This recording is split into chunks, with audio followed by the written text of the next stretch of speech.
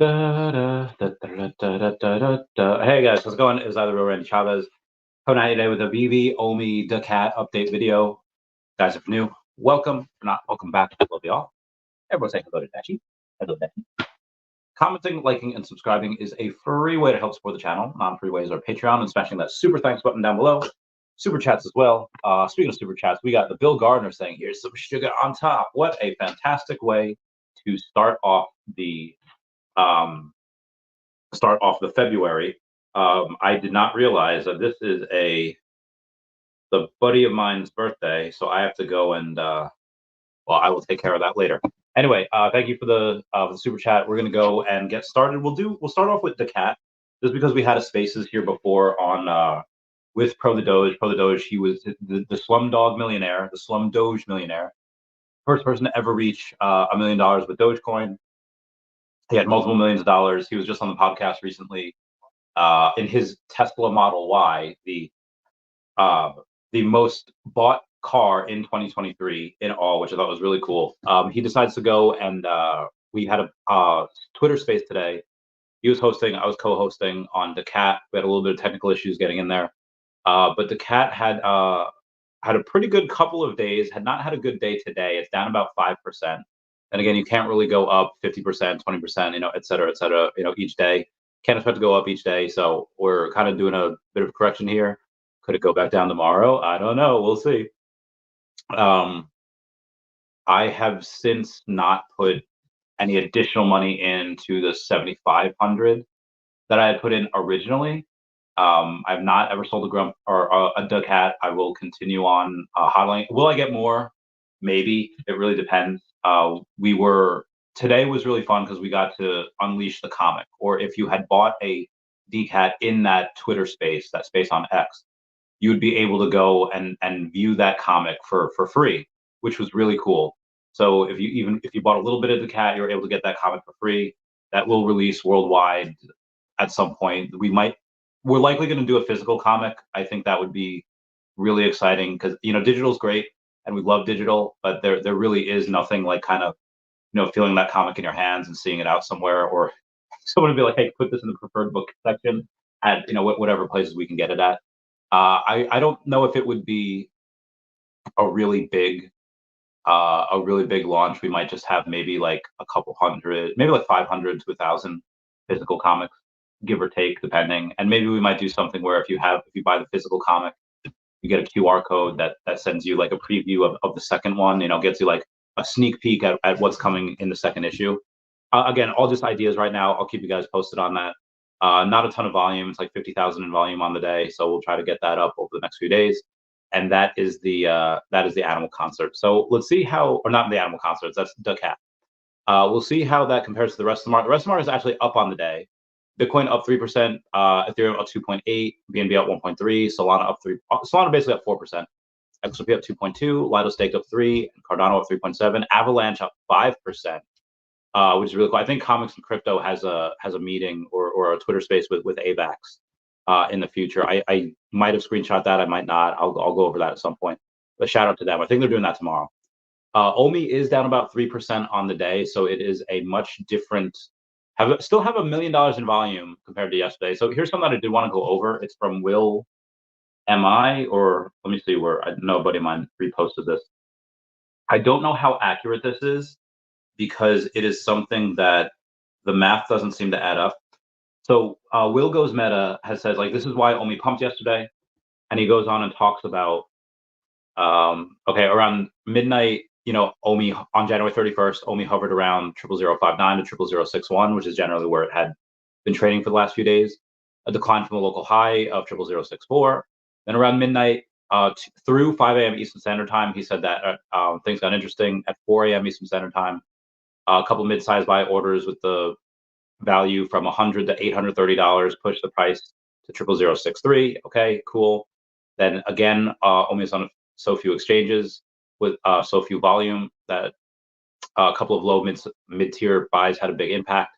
He says that the size orders for the next three were between $2,700 or around $2,700 for 4.2 million OMI, which pushed it up to 00065. Then a few minutes later, you have a mid-sized buy order totaling 1.3 thousand for 2 million OMI. Then you have another one for 7.1, another one for 14.4. Basically, all of these equal to less than 100,000 in volume, and we had at one time about 500,000 in volume. So what he says is correct. We did get these buy orders, but that is not accounting for the other hundreds of thousands of buy orders that there were. So I'm not 100% sure where that was getting left out, whether it was just not on an exchange and it was just on like Uniswap, or if it was on like, I know you can get on Coinbase Wallet, and Coinbase Wallet searches for the cheapest ones, but I don't know if anyone can go and fill in those blanks, see like where are these extra couple hundred ones, where are they coming from? Because if you look, even if you look today from yesterday and you see the token, you see all the volume on all the exchanges, you know, Bing, Gate.io, OKX, Uniswap, Gate, Index, Uniswap 3, Bit4X, Bitmart, and Energy Swap. The biggest outlier here really wasn't a lot. You have two of them. You have Uniswap and Bing X have the most volume, you know, which were like $45,000 each. So there's really not a lot. There's not a ton at all. This is why we need bigger exchanges. This is why we need a lot more for this. So my OMI accumulation, I did buy a little bit more. I bought another 500,000. I have 177.5 million now. You know, every month I'll try to get like another million up until March. I think March is when I kind of go balls to the wall if we're still down here, and I'll get up over 180.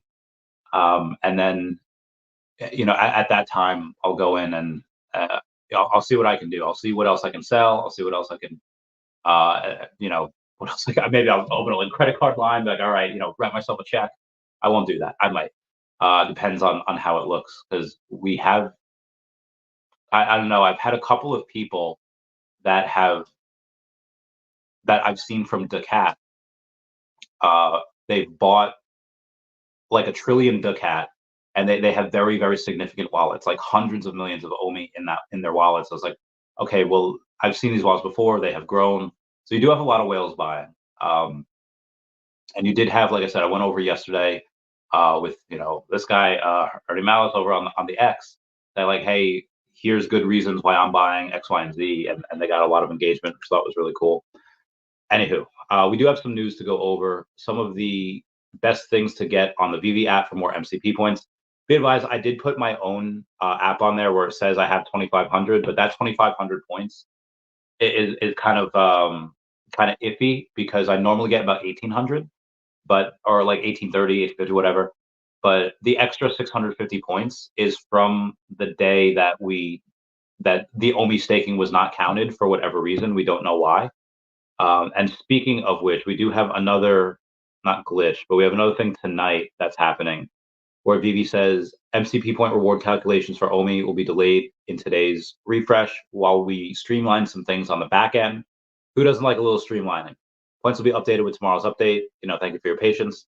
So we really just have to go through that for a day. You know, that's not too bad. You know, what are they doing? Are we gonna have an app update where it's not just minor fixes and improvements, and we actually have something super significant? I mean, we already had it with MCP points, which came, you know, RKO out of nowhere. They came and just said, okay, you have MCP points now. You're able to use them full utility. You know, what other things can happen? You know, we're going to have these things a little by little start to. I didn't think they'd come this early. I didn't think a lot of this would start until March, April. But it seems like some certain things are going to start this quarter. You know, we're, you know, about a third of the way done. We have February and March left, and then I think in April and May we really start to move. But the MCP points. So if you take a look at the what are they here? All right, so Happy Tree Friends. Happy Tree Friends, all of these entire the secret rares, not the ones that you go and, you know, the original 4 that you got, that's fine. If you want to get that, that's cool. But if you take a look at the secret rares, it's 21 master collector points, and you could get them for like a couple dollars each. I think it's like $15 each. I'll show you right now because I have them. I minted those. I'll see where they are, and I'll give you guys a show. They are the murals. I'll show you them right now. Those murals, I'll take a look and see what the floors are. 1980 for one secret rare, $18. Okay, so that's 38. Another $20. So So it's really $48. So it's like $16, $17 per one for those, and you have a oh no, I'm sorry, 58. Disregard. $58 for those. So it's about like $19 per one. Those are significant because you get 21 MCP points. And there are a couple of other things that you go and you get MCP points for as well that complete a full set and that are very, very scarce. Or well, they're scarce and they're cheap. Like the Fantastic Four holiday card. This Fantastic Four holiday card is $27. It's a secret rare and it's a full set. So that is super interesting. And then you have the Young Warhol. I don't know why I keep getting these Facebook messages. The Young Warhol is something that is also secret rare. It's $20. It is a full set. That's this guy. Another one that you can get that is super cheap and super high in points. Well, I guess the Sesame Street Gold ones, Oscar the Grouch is $30, and then I think the Cookie Monster Gold is also $30. The Veve, the secret rare from Ant-Man Quantumania, he is a little bit higher than he was. He used to be down to like $30, but you can still get him for $39, and that's something that you can go and get a couple of MCP points for. It is a full set. The It's Time to Play, the I'm Your Friend to the End, that Chucky poster. Why would I want a poster? Those don't do well. Well, you know what? The fact that they don't do well is very good for us because you can get that for less than $23 as a secret rare, and you can go and get that for for a full set. On top of that, you have I don't know if the X-Men Uncanny. Yeah, that's like $44. I won't really go over that. Marvel's Avengers 60th birthday poster. That one, same thing. Full set, secret rare, less than $23. You can get that for. That's super exciting as well. And I can go on all day about this, but those are just a couple of things that you can get. Like the Ultraman Day poster is probably the last one I go over. It's super cool. It actually looks really fun, and it is less than $20, $19.80 for that. So for less than a couple $100, you get a bunch of sets, and they're all secret rares. Now there are a lot of other posters and a lot of other designer con stuff that you can get for between $20 and $30, but a lot of them are ultra rare. That secret rare just gives you that much more points. A lot of people go and they get a lot of comics and they farm a lot of comics, which is great. That's fine. Um, Talk to anyone that's a master collector. Talk to anyone that just tries to farm these MCP points. Like I'm sure there are people that have a lot less sets than I do, but because they have a bunch of rare comics that they're all just getting multiple points from, ask them which ones they have. Ask them which ones they're doing. Because again, follow that system of success. You know, find someone that's super successful, do what they do, and you'll have the points that they have.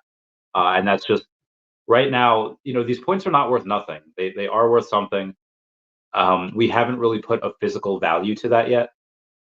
If you want to say, let's say you take a look at the MCP points for the Happy Tree Friends.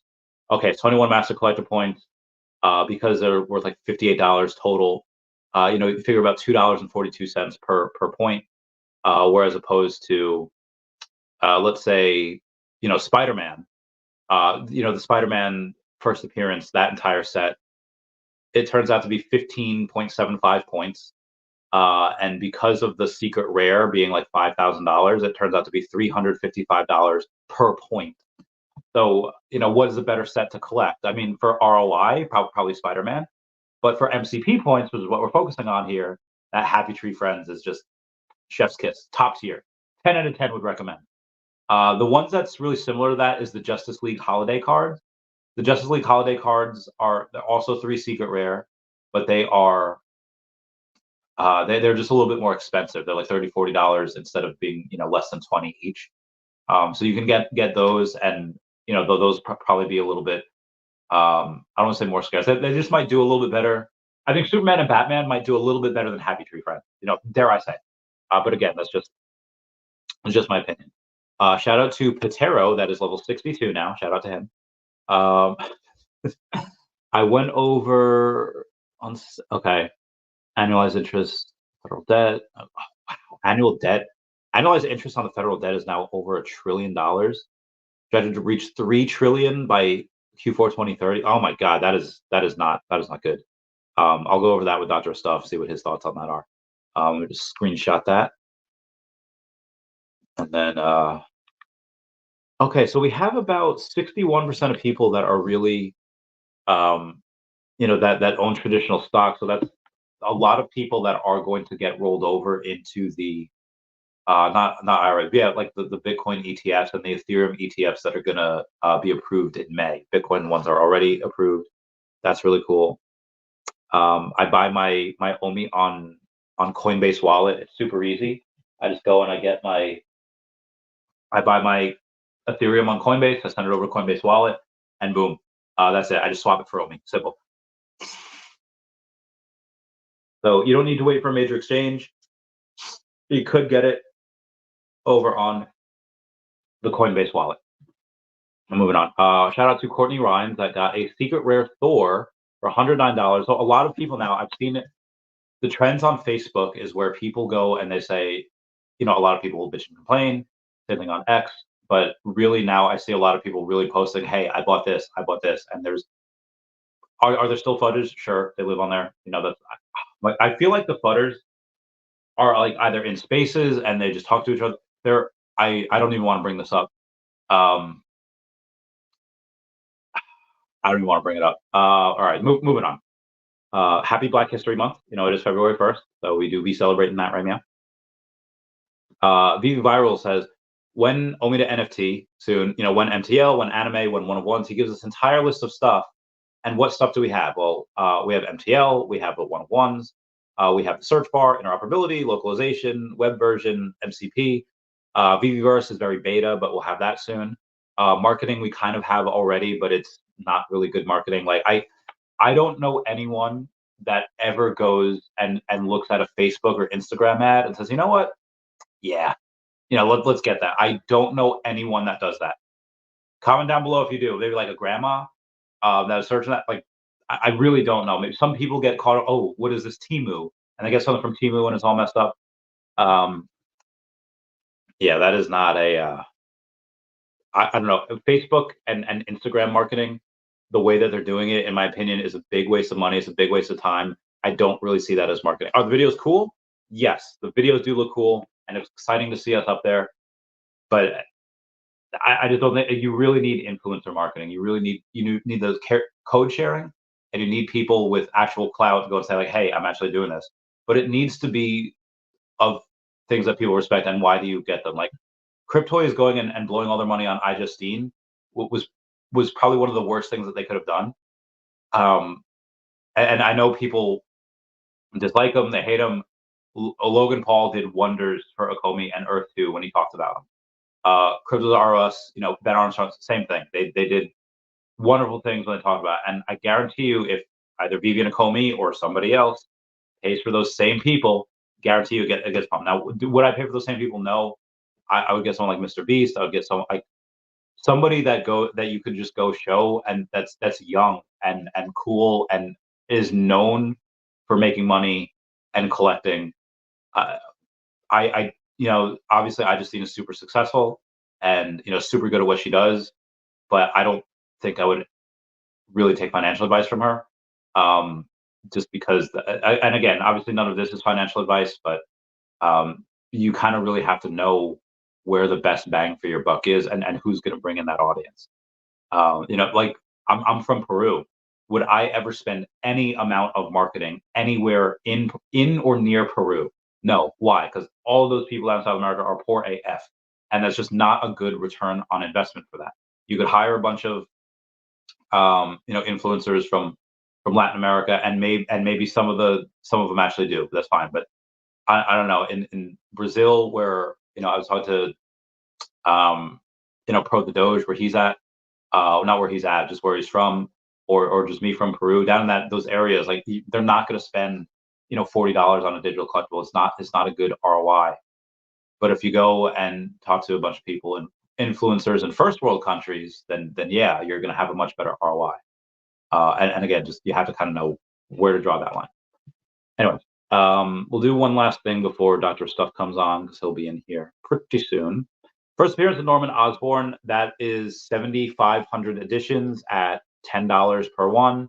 So it is better than the first appearance of Juggernaut, which is 10,000 editions at $10, only 7,500.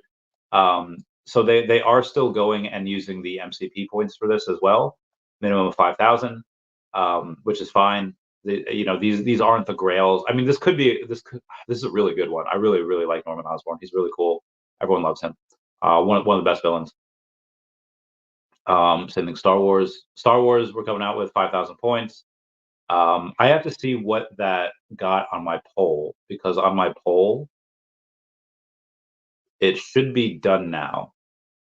And I'll see what the answers were. All right, here we go. Final results. 472 votes. How many MCP points are y'all bidding on Sunday Star Wars drop? 54% said nothing because it's not worth it. 20% said the minimum of 5K.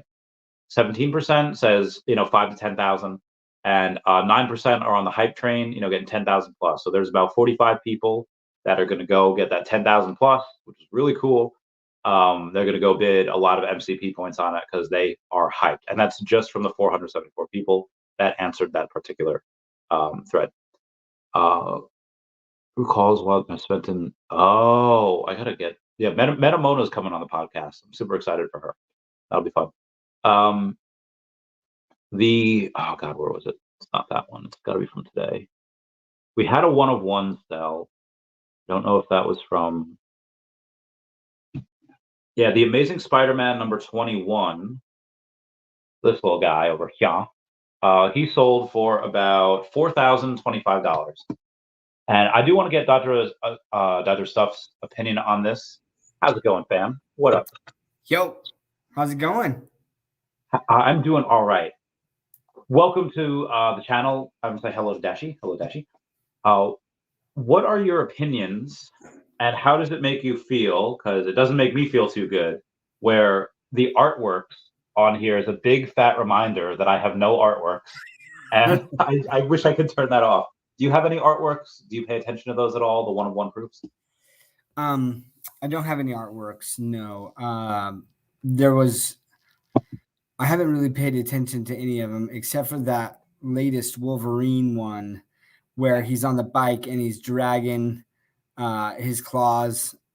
Oh man, I was like, I wanted that. I think it sold for like 7K, a little over 7K. Yeah. So I didn't. Yeah, that was the one that I would have wanted. You know what? I think it's great. I think it's great because that keeps it in people's minds that they're looking there and being like, oh man, I don't have any artworks, and that they're out there and keeps it like at least at the front of people's minds. That they're dropping these like around once a week, Yeah, the recent one, the Spider-Man 29, sold for about $4,000. The 1 of 1. So that was really cool, and I feel like people don't really go over that, just because it's not something that everyone has access to. But yeah, that one for over $4,000 is pretty nice as well. And I think that what is so cool about that, right, is that some of these are truly like digital only. This is the only version of it, and it's only digital. There is no physical, and that makes it extremely unique. And so you get these real collectors who love the artist or something about it. And we haven't had a Scotty Young one, right? We have. There has been a Scotty Young one. I think there's been a couple of Scotty Young 1 of 1. I know there's been at least one, because there's a buddy of mine that's a big fan, and he like can never get them. He's like I distinctly remember one. He's like I tried for it, but like Dr. Pop, some like huge whale like overbid him, and he put like several $1,000 bid on it. I was like, oh damn. Yeah. He's in the Hulk comic that came out today. He did the Pickle Rick version, the rare. Love that. Yeah, I went for the comic just to try to get that. I got an uncommon, so I'm gonna buy that one off of the off the market because I really like Scotty Young, and the VV fam really turned me on to I just blanked out on her name.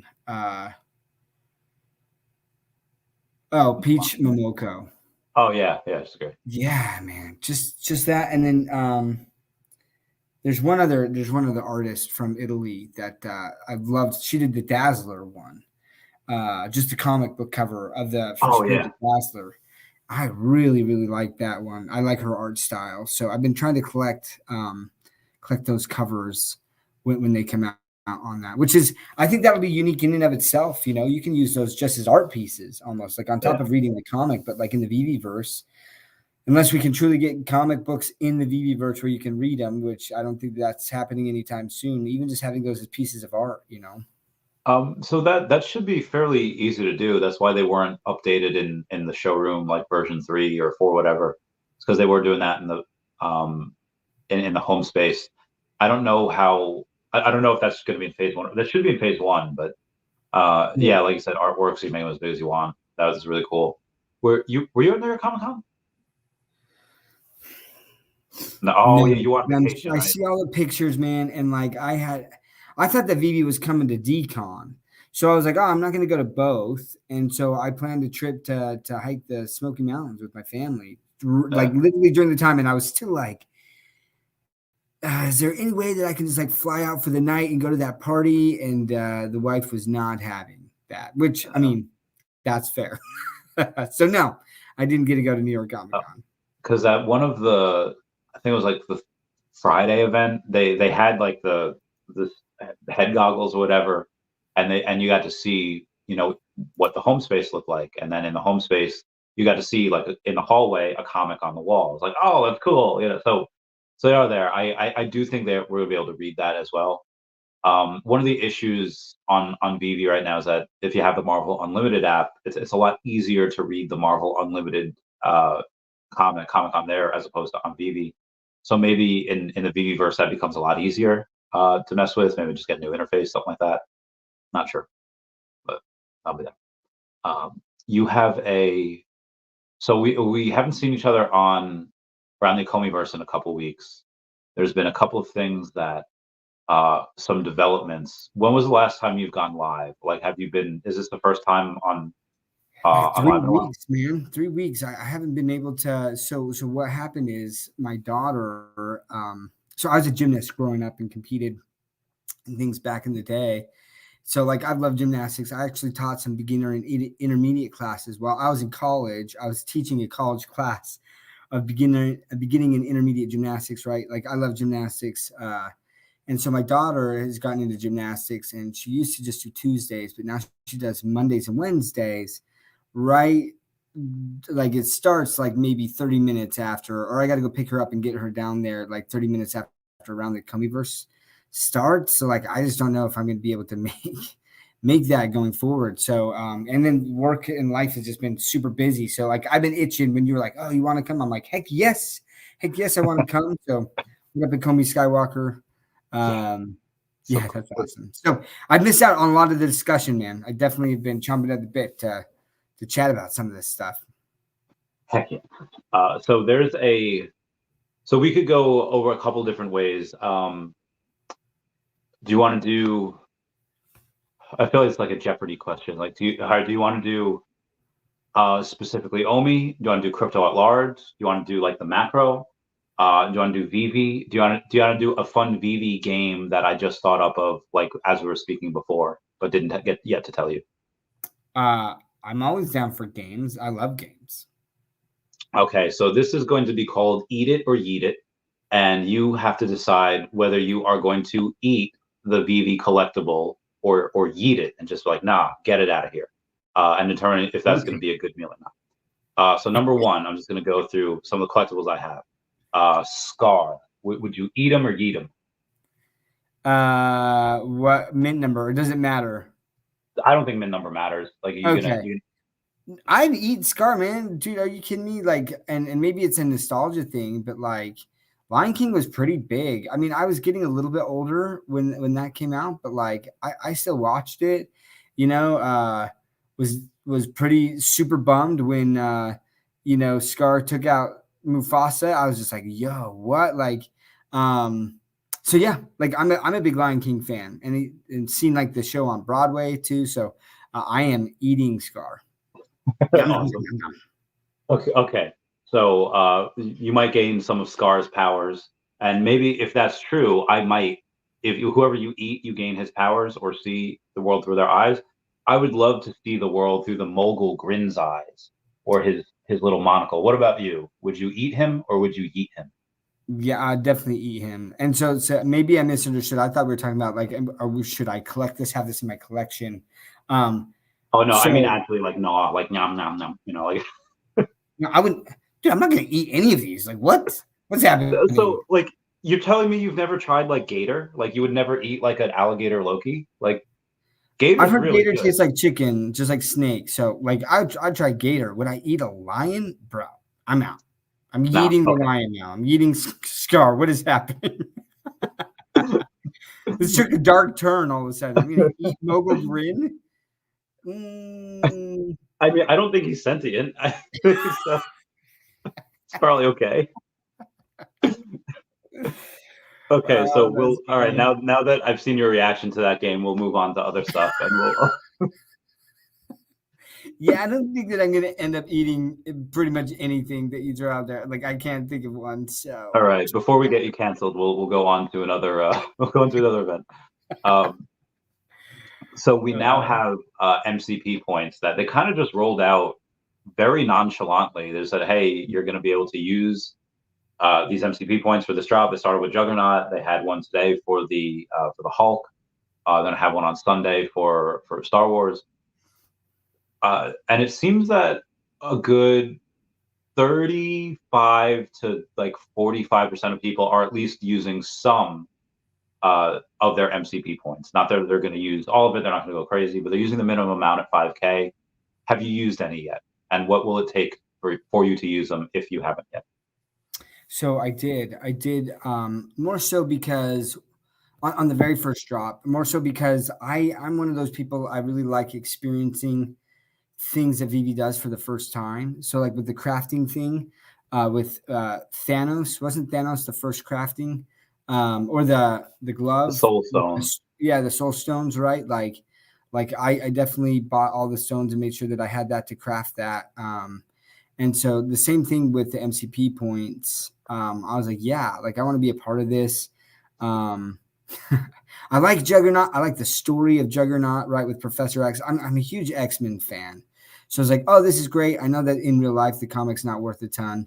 But I'm like, yeah, like I want to experience this. So I was pretty stoked to participate. I bid. I was like, I don't think that there's going to be a ton of people necessarily that are doing this, but just in case, I was like, I think that most people are probably going to just bid the minimum of 5,000. So that I put 5,000 at one, just to like the price is right. Like I'm just bidding $1 more, like to ensure that I got it. And so yeah, and it was like flawless. I didn't have, well, I say flawless, I didn't have any issues, but I know that some people who joined pretty early, like right at the like 30-minute mark, like yeah, I need to wait like 10 minutes, whatever reason. Yeah, I took like 10, 15 minutes for it to finally pop up for some people. But from my experience, I joined a little bit later, but had no issues, got the drop.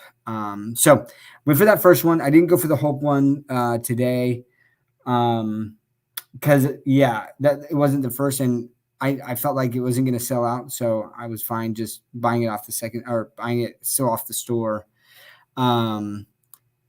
Will I pay for the Star Wars one?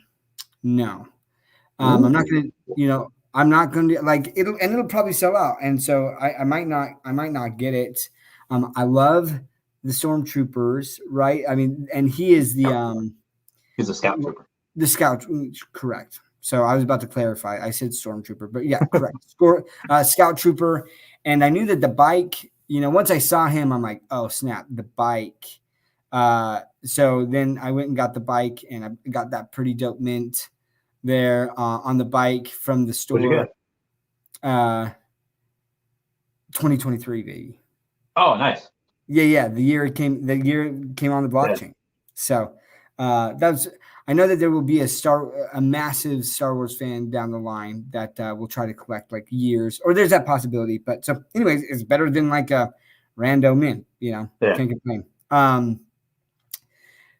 But what's going to take? Well, I'll tell you what, man. As soon as they drop Wolverine, I'm going to blow a lot of my points, and I don't care. Like that.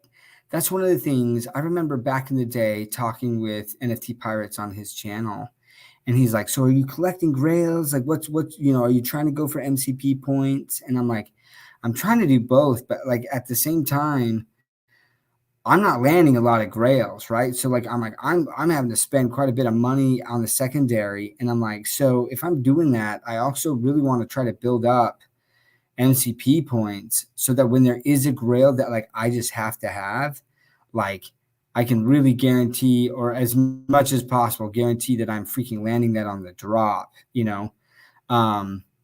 So yeah, Wolverine, when Wolverine is there, I'm going to be honest, what I'm going to do, right? I'm kind of like a math nerd. And I'm going to look at the top 500 wallets. Well, I'm going to look at the wallets within the top 500 that are above me, and kind of gauge around like how many points they probably have, right? And then what the drop is, how many Wolverines there are, all that jazz, right? And I'm going to do some numbers and basically say, okay, how much do I need to guarantee, right, of these people like ahead of me? And I mean, I know that there are people below me that also could have a ton of points and stuff. But anyways, I'm going to do some numbering and try to not just go bananas. I think that I got to, because there's going to be other grails too. But yeah, I'm going to run some numbers and some different scenarios and things like that and try to truly calculate like a range of where I should probably bid to think that I might get one, you know.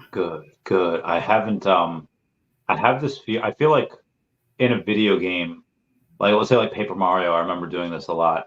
I would purposely try to like not use items because I knew like the last Bowser was just like so hard. And I was like, okay, I'll save all my items for like the boss battle.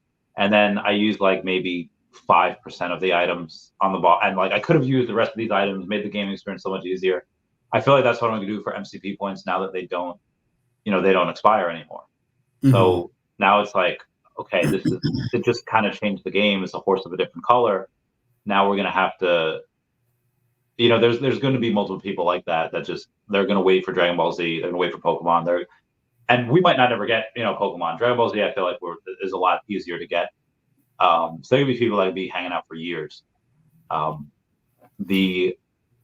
don't know what I would do it for. It depends on the mints, depends on the hype. How I don't know.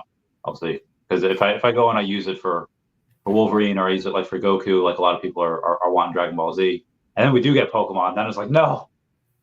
So that's my theory. There's also been some people that have spent a lot of points. Like there's someone that accidentally used all 150,000 of their points on the on the Juggernaut drop. Yeah. Oh my gosh. Yeah, they fudged up. They didn't. I feel like this happens all the time. Like remember when someone burned like a secret rare miles for like stone, or for the soul stone. Yeah, the soul stone. Yeah. That breaks my heart, man. Like when people, oh, that sucks. I mean, that's crazy. That sucks. Yeah, and so Bill Gardner, that's interesting, right? He says he's going to throw around 100K. Here's the thing, Bill. Like, you do with it, whatever drop, you got to gauge the excitement. I know that Wolverine, there's a lot of people who want the first Wolverine and are going to put in like a ton of points for it. And I guess like it's going to matter for me what I want to happen though with points. Like I feel like they should do like on some of these premium drops, like a Wolverine, and maybe just make it one Wolverine or something like that. Just one.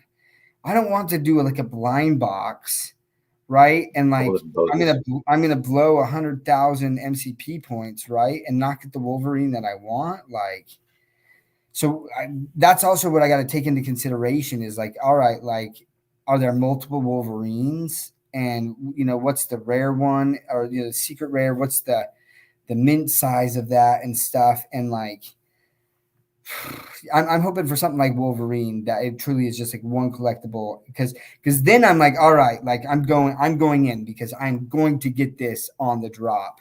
As opposed to if it's a blind box and there's like 4 versions of Wolverine, I'm like, dude, I would be so pissed if I blew 100,000 points and then I get the common or something. I'm gonna be like, yo, big mad. So, yeah. So that's, I'll take that into consideration. I'm like, maybe I'd rather just pay the premium on the SR than waste my points on a blind box, like, Yeah, see, sleeping. I know that there's people like sleeping. Like, who else has talked about Wolverine, um, Everyone. recently? Like influences. Yeah, like this. Everyone's like, oh, dude, I want Wolverine. So, yeah. And Bill, I got decent amount of points too, right? I got like 1.6 million or something. Um, Damn. it's okay. I mean, dude, like Dr. Profit's got like, I don't even know how many millions, Yeah. millions and millions. Um, so yeah, we'll see. But the nice thing is I have a decent like daily point accrual, like, so I know that while like I might bid, 100,000 points on something and other people might too. But if I am making significant amount more of daily points, Yeah. I'm gonna blow past a lot of people again. So, and that's all part of the gamification that I like, And the more sets you collect and things, and I know that Sergio had posted that I didn't get to the market in time, but he posted about Happy Tree Friends and the points, and he's like, it's about $2 and something cents per point, and I'm like, that's a great deal.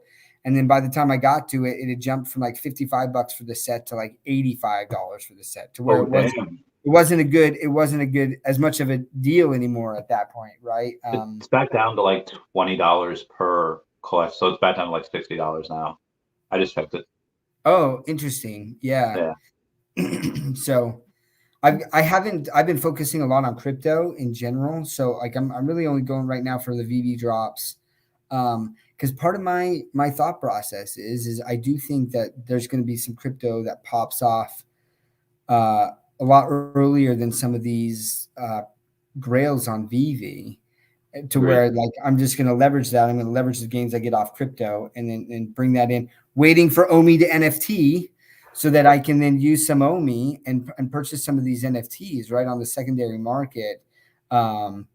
So, I mean, that's my play. We'll see if it plays out that way. There is a risk that like some of these NFTs just go bananas and crypto doesn't. But I do think that there are a lot more people that are also thinking that way as, hey, my crypto and things are going to go. So I haven't been buying a lot more, but that's one of the things.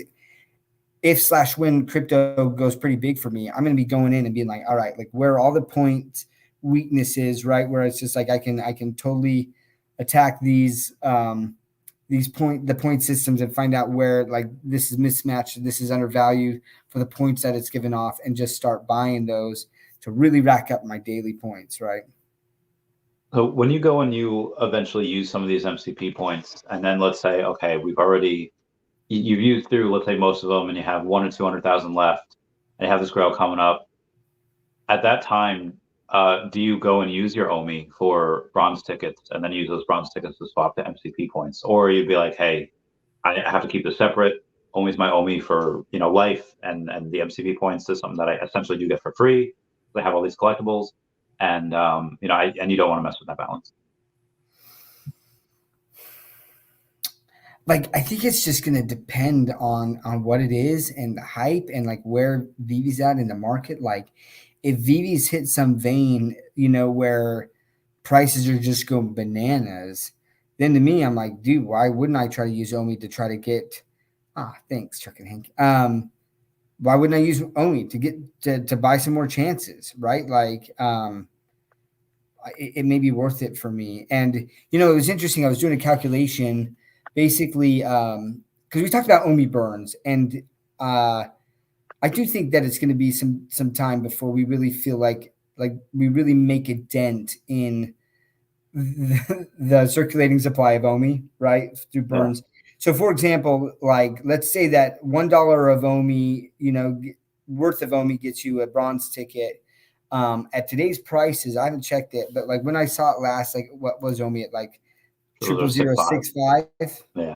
right? So it's going to take you about 650,000 bronze tickets to burn a billion OMI, right? Now, which that's great, but like I'm like, what kind of a drop, which I assume it's probably going to have to be a grail, is going to want people that they're like, yo, I'm gonna spend the OMI to get the bronze tickets. I need to do that. And although there are some really big drops, I think like Mario would be a big one, Dragon Ball Z, Wolverine, if he doesn't come out until then, Yeah. where people would be willing to spend it on that. But even then, do I think that there's going to be enough people to spend $650,000 on it? Like, because I might be like, oh, well, hey, I'll spend $150 worth of, OMI to do that. But how many thousands and thousands of people would we need? Tens of thousands of people would we need for that to kind of add up there? So I think it's going to be a slower burn, but that's okay, right? Like, I think part of it is like the deflationary aspect of it. And then that's going to stoke people out that it's finally occurring. And there might be a little bit of FOMO now where they're like, oh, it's like burning and stuff. So all of these things are going to be factored into my decisions as to like, okay, what's the drop? What's, is there bronze? I mean, there is bronze tickets. Like, what's OMI at? What's the price of OMI? Do I think it could go up? What are the price of these collectibles, these big grails going for now, right after the drop, all of that. So I kind of like wait and see when the scenario happens. Then we can have a real discussion as to like, okay, here's my plans as I've analyzed some of these things, and this is what I'm thinking. Yeah, I'm not. So there's I don't know who the status was from. So Weston said, Customer Dot, do you think circulating supply of OMI at 311 billion is too much? One burns. I mean, we already talked about the burns, but let's say if the burns are fairly negligible and we stay above 300 billion, for the next couple of years, does that affect any of your price predictions at all? Or think, well, part of my price predictions is because I'm expecting a lot of burns. If we don't have a lot of burns, then that does affect the market cap. Or are you of the opinions like it really might not matter because a lot of the new investors won't really look at the market cap. They'll just look at the price because that's what they do. They're new. They don't know what they're doing yet, or somewhere in between. My price predictions absolutely took into consideration burn mechanisms. And again, I don't think that there has to be a ton of burn. It would help. But like the burn mechanism itself, it enters into the psyche of people and investors in being like, this is a deflationary token now, right? And so there's this supply that's slowly reducing or more rapidly reducing that definitely plays into people and the FOMO that they feel, and where the price could go from there. So it can act as a pretty substantial catalyst, even without a lot of burns happening, but just the fact that it is actually finally burning. And that's the psyche of the people who've been here thinking that burns were going to happen in 2021 and haven't. All of a sudden that happens, they turn more bullish on it. But then people who are introduced and they hear that, okay, this is a token that's tied to some of the biggest IP in the world. There's utility with the token. Oh, and by the way, it's slowly like the number of tokens are slowly eroding as you use this, right? There's all these different mechanisms for the burn.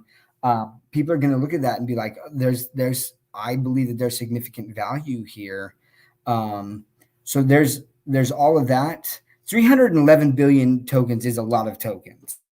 That's a lot of tokens, especially for like a non-meme coin token. Like that's a lot. Like that's a lot, and I'm not shying away from that at all. But again, I think that if just the burns are there, it will have an impact, even if the burns are negligible. So no, like my price predictions, honestly, like they're not super impacted by if the burns are negligible, but if the burning mechanisms aren't there, it definitely does change for me what I think the token can do, because that can be a significant factor there. And then also really understanding, because part of my thought process with prices was like that OMI was going to offer like some sort of discount, whether it was on Veve, like, accessories or certain things there that if you used OMI, you would get that discount because Veve was just going to burn it all anyways, right? Yeah. So where there's some additional utility or incentives to use the token. So that was part of my thing too, because I think all of those, when you compound each and every different utility and things, like that really does magnify what people can do. And then to address the last part of your question about, does market cap really matter? I'll give you a perfect example. To some people, yes, it's absolutely going to matter. But when I hear that people are like, you know what the market cap would that be? That'd be insane. And I'm like, Okay, so my wife's cousin, she reached out to me near the end of the bull run of 2021, and she was like, "Hey, I know you're into crypto, right? Like, she's like, I'm thinking of buying some. I want to buy some. I wanted this chance to potentially retire." And she's like, "I've heard that Shiba Inu is a good buy." And I was like, "Okay, who'd you hear that from?" She's like, "I don't know. I just heard it's gone up a ton, and it's worth a lot. And so like I want to get in on this, right?" You know what she didn't ask me? What the price of Shiba Inu was, what the market cap of Shiba Inu was, right? Um, am I frozen? No, you're good. Oh, I okay. can. Oh, see, you're frozen on my screen. Oh, really? Can you hear me? Yeah, I can hear you Oh, good. I just saw am that I frozen? Omar says, "Doc, that expression is funny." So I don't know what expression that is. But anyways, yeah, like the thing, and look, she's not going to be putting in tens of thousands of dollars into OMI, honestly, right? But she Yeah. might throw like 1,000, and as long as, I mean, there could be 5, 10, 20, 30,000 people, like as the bull run just starts getting crazy and people are like, "Oh, what token's doing really well, what's appreciating?" They're just throwing money in right now. For that to really happen, it's got to be on like a Coinbase. But if that happens, that's when I start saying, could OMI go to these crazy valuations? Yes. Should it? No. Do I believe it will? No, not necessarily. But could it? It could, because people stop paying attention to the market cap. The people who are coming in, they're not experienced crypto traders, man. So, anyways, So yeah, we okay. had. Yeah. Sorry, Mo Collections. See, they're seeing what I'm seeing, so it's not it's not me, and I like that. That's what I was thinking, actually, Oh, Mo. I. What was I? Oh God! Somebody. I hope they go and they like screenshot that or something. Go, yeah, someone go back and screenshot. I'm really curious what I look like. Probably got awful. So Funny, dude. um I had showed Rain the other day. You guys were talking about something that you were working on, and Mm. I told you something that, oh, I was working, and I gave you like a little piece of it. In the gym the next day, I had wrote something. I'll send it to you now. Obviously, you don't have to. I sent it to Rain. I didn't send it to you yet. Um, it was kind of that spoof of "I'm Just Ken" from Oh, Barbie. you told me about that. Yeah. Yeah, so I wrote mostly a final piece. I think I have to change like one or two lyrics in there because I couldn't get permission from one of the people that I put in, so I have to change that. But I just had that. Um, when we have VVverse stuff, and let's say we do something like, we have the South by Southwest Music Festival. Yeah, we have music stuff coming. Um, if there is a chance that we're able to put on like a digital concert where, non-fungible wonderful, or we get Cowboys, just anyone that's musically inclined, would you do like an open mic night? Would you go and just like, you know Absolutely, man. Are you there, Randy? Uh-oh. Am I lost? better, No, okay, there there you we go. are. You're back, and you're not frozen anymore. You're a little blurry, Yeah, but not frozen. cool. So would I do an open mic night? Do absolutely, man. I love karaoke. It's so fun, and just getting people to open up. Randy, we did karaoke. Do you remember? In NFT NYC Yeah, it with was like me, comics and you. crypto, Yeah, it was Spencer me. Yeah, and and Wendy then it was and Rain, Ray. Wendy. I think Jake Hill XRP was there. Yeah. I forgot. Yeah, You're right. Yeah. Yeah. There's a bunch of us, man, and we were singing a whole range of songs. Like it was all over the place. And that was see my favorite karaoke, bro. My go-to every time is uh Just a Friend. Oh my Who, gosh, I love who, that. who's that by? Just Dude, I just blinked out on it. Big, hold on. Why did I just forget that? I'm thinking like Gwen Stefani, like I'm just a No, no, girl. no, no, Yeah, no, no. I know it's not that, but Bro. Emoji's got to know this. Just a friend. A whole new world. Oh man, dude, I remember those space Bismarcky. Thank you so much. Oh, Jason, thank you. Yeah, Bismarcky, bro. It's the funnest song, bro, and just like, yeah. Oh, I love it. So that's my go-to. That's my first go-to. I got a few, um, in the repertoire that I could whip out there. But no, yeah, I think that'd be so fun, and that's part of the thing with the Viviverse, where I think that Vivi has a significant advantage compared to like the Sandbox or Decentraland or anything, is that there are already communities set up right now, right? That I could just like DM and be like, yo, Randy, like let's get a group together. We're gonna go into the Viviverse, someone's house, and let's just do karaoke night, like in the metaverse or in the Viviverse. Like I'm absolutely there, with the avatars and everything. There are going to be reasons why people are going to want to meet in there, right? And you're going to be in your room or something, and it's going to be like decked out with your comic covers, right, as art. And yeah. So, what about you? I mean, I'm feeling like you'd be there in a heartbeat, right?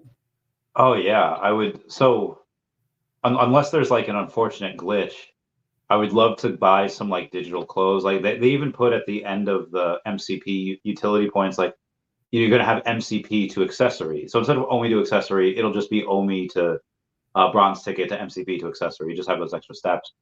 But if we have yeah. So if we have the like clothes, like BB clothes, I'll just my personal self will be naked, but my avatar will have a bunch of VV sweatpants, gray sweatpants for the ladies, and I'll just be like Rocky Balboa and that doing pull ups in the metaverse. I can't wait for that. Dude, that's sorry. So my reaction was I just saw Dog Boy and his MCP was updated today, man. And that just Finally. like that stokes me out, man. I've been thinking a lot about you, Dog Boy. Honestly, guys, there's so many awesome people in the community, and shout out. And I feel really bad. I know like Biscuit's got a ton of crap for her, and like maybe the way she went about it is not the way I would have gone about it, right? But like I felt like her heart was really in the right place, trying to effect change on someone who truly has been extremely patient. Dog Boy, I'm so stoked for you. Congrats, man. That's awesome. Oh, that's so awesome. And hey, let's take a step back. Thank you, VV team, for addressing that. Yeah, there's Why the do I look face. like that? That was what we were seeing for like 10 minutes, bro. And it was, oh my you know what? god. It's like a pretty good pick though, compared to some of the ones that I've seen where you're like, just something crazy. So Shout out to Wes for getting that pick. Thanks, man. I'm just gonna DM Dog Boy, man. That's so dope, dude. I'm just Yeah, just he tagged me in a status just coming on like, oh, it's fantastic. Good for you. Good for him on that. One of the things that we went over this briefly. I'm really happy that MCP points don't expire anymore. To me, that says that they are going and they're going to have some fire drops and they're expecting people to really burn, which I definitely expect as well. The only thing that I don't like about it is that they've never they updated the article now, but at first they didn't have that in the article. The only way we found out was Alex was on a Spaces, and then we had found out from Space. So if you're not listening to Spaces and you already read that article, you don't know that because you're not going to go back and reread that article, but now you do. So my question is, where do you think Vivi should release all their news? Because they kind of do things separate. Like, hey, they have some for Discord. They have they have their TikTok now. They have YouTube, and there's so many different places. Should they go in and try to gear it towards, hey, be on the app more, and on the app is where we get it, or is it because they have more users on Twitter? They put it on Twitter. They have more chance of going viral. Where do you think they should put out all their info? um I think that there should be an effort. They can pick one. And I mean, I think that it would make sense to do Twitter because that's where they have the most followers, right? Um, But yeah, like so look, I'm going to be forever grateful that I was able to get David Yu on my channel, right, and interview him. Like, and that was amazing. And I think it's interesting to me um, because I don't have as big of a channel. There's a lot of people who still have no idea that I even did an interview with him and all of the information. And I felt like I did a lot of research and I asked a lot of questions that people had been thinking about, right? And I think that he gave some answers there that I saw on Twitter later that people are like, oh, like, when are they going to talk about this? I'm like, well, I mean, he did it on my channel, right? And so, and it's not just me. Like, there's a lot of different YouTubers where David or Dan have gone to support the VV fan and the community by doing that. But I think that there's got to be some sort of update, whether it's just like a tweet and it'd be like, hey, there was a recent AMA on XYZ's YouTube channel, right, where the team revealed this. Boom, boom, boom, right? So there is a central point that people know because VV has communicated and said, whether it's they want to do it on their blog and direct people, because they can also grow whatever channel they want. If they're saying, hey, we want to grow our blog or we want to grow our YouTube channel, and we're going to do like a quick little blurb recap of the things that have been shared on on different mediums and different channels or whatever, wherever, that they just communicate, like, if you want to find everything, the latest information on VV, here's where we're going to post it. And there's got to be concerted effort then to make sure that occurs, like, constantly, right? And they're updating it. And it's like, hey, if we're going to go on this channel, and maybe they can reach out to the content creator. I'd have no problem then being like, hey, yo, Corey, like, here's what the questions I asked David, here was his responses and stuff. So, I mean, I would provide the summary for him if they want, right? Yeah. And I'm sure that the VV fan would be more than happy to do that, but they do need a central point of communication, because there's stuff, I'm pretty active, man. And there's stuff that I'm like, when the heck did they say that? Where was that on? Oh, like Alex showed up, like, he was on my collectibles video, and I was like, I hadn't watched that one yet. Or like, he was in a space, someone was in a space, and someone from the team was in the space, and they mentioned this, and it's, I love it, and that engages the communities of the people that are there, but then also then sharing that out soon after, because otherwise, yeah, things like this, big things about, hey, MCP's not expiring. There's a lot of people that'll miss that otherwise. Yeah. And we even had someone on here, like, they just found out on these comments here that maybe they missed my collectibles channel, they missed whatever, they missed that Twitter space. So that's yeah, like you said, really need that. So VV only has, let's say they have between like 80 and 100 workers, give or take, not including Discord mods. They have 3 job listings currently. It is for a staff engineer, a creative director, and community manager.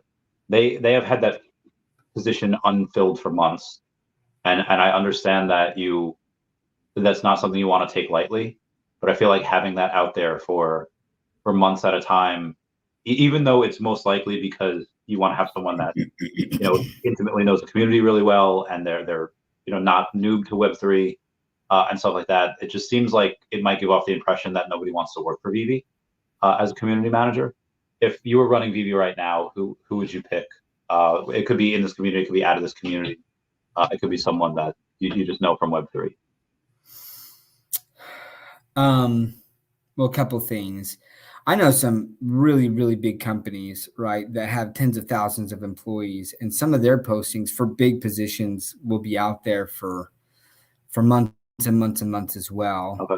And I've never been like, oh, they just like can't fill the role, right? Like, it's like they absolutely could. I know that they've got a lot of applicants, and maybe they're looking for someone with that.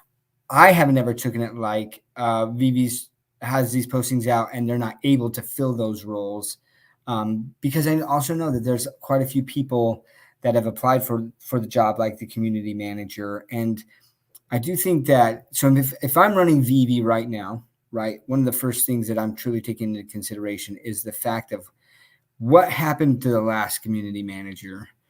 And I'm going to be a lot more skittish, right, and do a lot deeper dive into the background of people. And that's going to take some time. That's going to take some serious time. And then there's going to be discussions and be like, okay, we found this in this background. Like, what are the lines in the sand that we're going to draw to say, like, okay, if it's this, then we're out. Like, they're just automatically not, we're not going to include them or what. So if you're taking someone from the community, that can be an issue, right?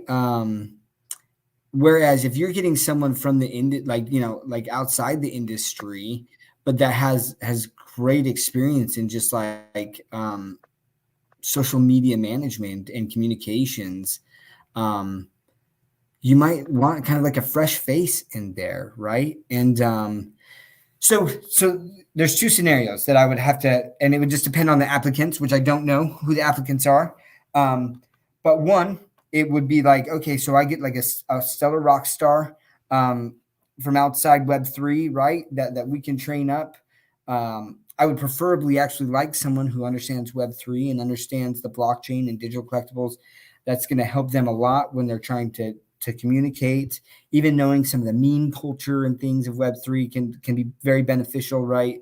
But that, and this is one thing that I feel like Veve has not done well, and I've seen a lot of other communities and projects do this, and it really does build a lot of excitement, is announcing big hires, right? So one of the projects I'm really excited about is this project called Walker World.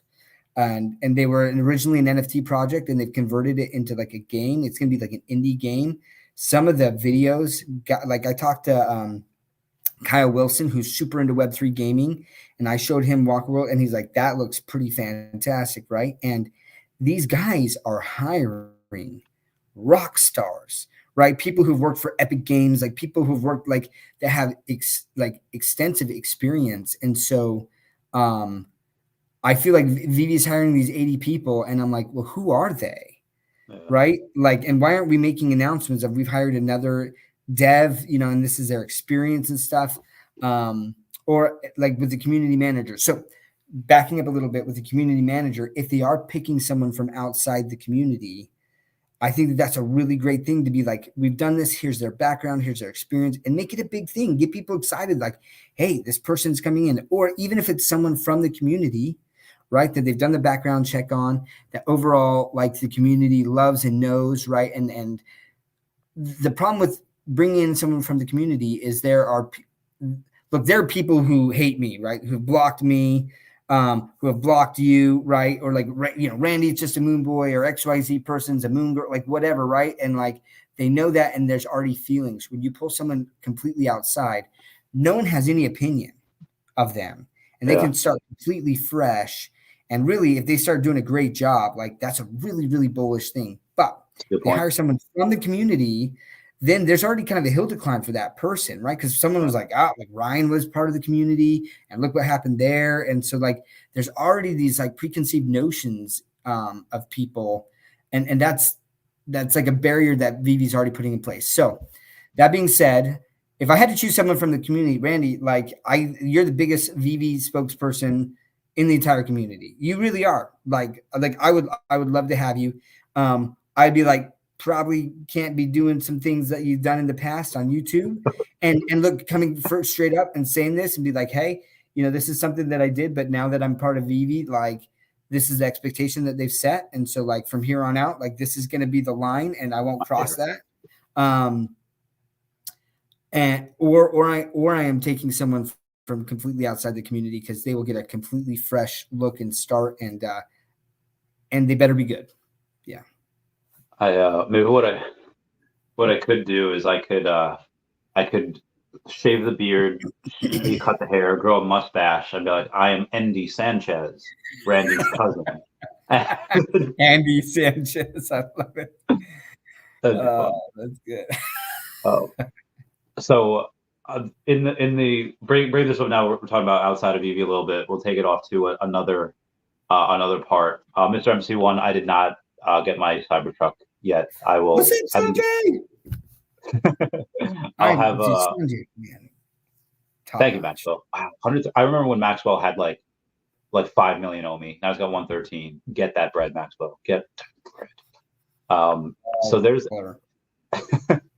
there's a you wear Boston stuff all the time, so obviously you like the Red Sox, probably hate the Yankees. Uh, Football, where do you stand on the teams? Are you a Patriots fan? So, not a Patriots fan. Okay, so a little bit of a backstory. I grew up, like, I live in Utah, right? And we didn't have a professional football team. So the only football players that I knew growing up, right, that had come out of Utah were people who'd played it from like the University of Utah or Brigham Young University, BYU, right? So Steve Young was a big deal. So he played for the 49ers, right? So like I grew up and we cheered for the 49ers because they were also one of the closer football teams to Utah. Huge San Francisco 49ers fan. And then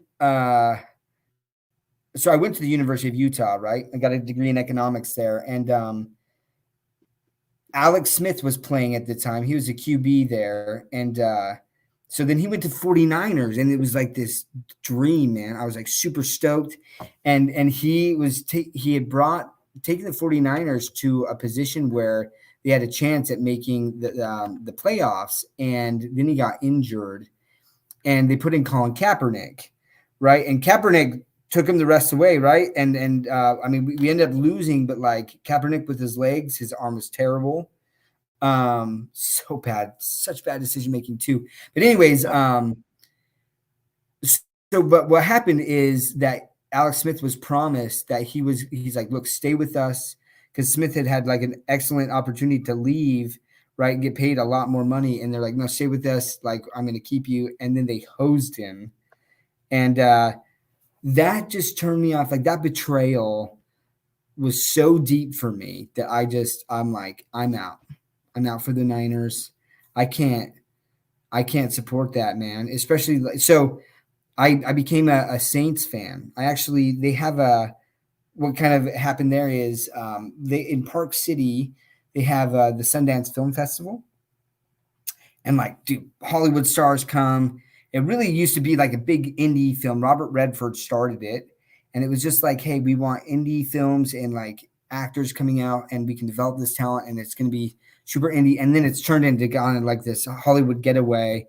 But there was this independent film on Matt Gleason, who has ALS, and it was his story. He played for the Saints, and he had this epic blocked punt return for a touchdown right after Hurricane Katrina. It's this beautiful story, right? And but it's about him getting ALS, and like the Saints like rallied around him, and like the support that they gave him. They did all these things, and I'm like, that's the type of sports team that I can get behind, right? After how I felt like Alex Smith was betrayed, and then I saw how the Saints, and so ever since then, man, I've been a Saints fan. And the whole catch against when we couldn't tackle Stephon Diggs when he caught that ball with the Vikings, and it sucked. It sucked being a Saints fan, but Saints fan all the way. Nice. I'll get back to my follow-up in a second. Maybe is there any way to see how many MCP points you spend? You can keep track of them yourself, but as of right now, I don't see any good way to collect. Veve might have that data, but we don't. Spending OMI and MCP points, good or bad? It's good if you have OMI and other people are spending their OMI and they're burning from the circulating supply. That's really good. But I could understand how people would FOMO into, oh, this is collectible. I need to spend $100 on OMI to get these to get OMI to bronze tickets in order to spend that on MCP points, and then suddenly you're spending your OMI stash. So that could be a little bit iffy. So are you rooting against the 49ers now in the Super Bowl? You're just Chiefs right now? I feel like this could be good. The Niners have turned a corner in how they treat their players and things. So during the regular season, I did not cheer for the 49ers, right? But I'm also kind of like an underdog guy. And so, and I actually really like Patrick Mahomes. I know that this year people have kind of been turned off by his attitude on some certain things. Okay. I feel like he's been pretty robbed. As someone who has like no skin in the game, like I'm not cheering for the Chiefs, but like I am cheering for the 49ers this time around. I love Christian McCaffrey. I love Christian McCaffrey. That guy is what an athlete. Holy crap. And his determination and stuff. So, and I love the Brock Purdy story, man. Right? Mr. Irrelevant coming in. And so I love that story and that narrative. So that's more along the lines of why I'm cheering for the 49ers over there. Nice. I'm in the next couple weeks, I'm gonna get Bobby Carpenter on the podcast. It's supposed to happen like last year. We couldn't have we couldn't find time, but he lives out in Ohio. I'll be out there, so we'll get him on. That'll be fun. What do you make of the whole Taylor Swift not really drawing attention to herself? She's just living her life and going to the games and supporting her boyfriend, but there is such a rift, even on like TikTok. Like the NFL talk and Swift talk have been merging, and it's been wild. What's your take on all that?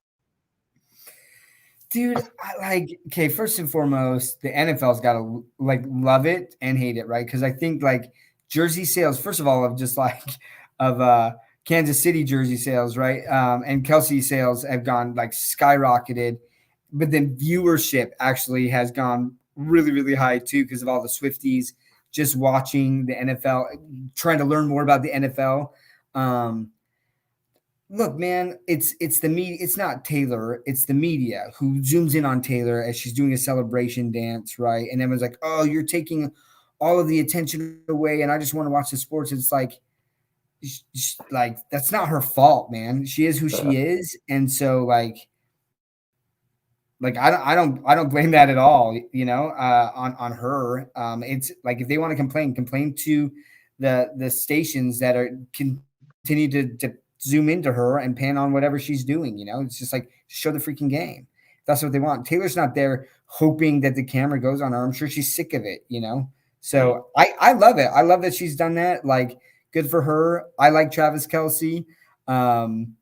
So yeah. What about you?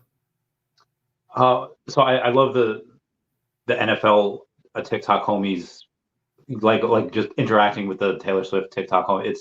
It's like seeing, when you have like a crossover episode of one fandom and another, like Teenage Mutant Ninja Turtles and Power Rangers.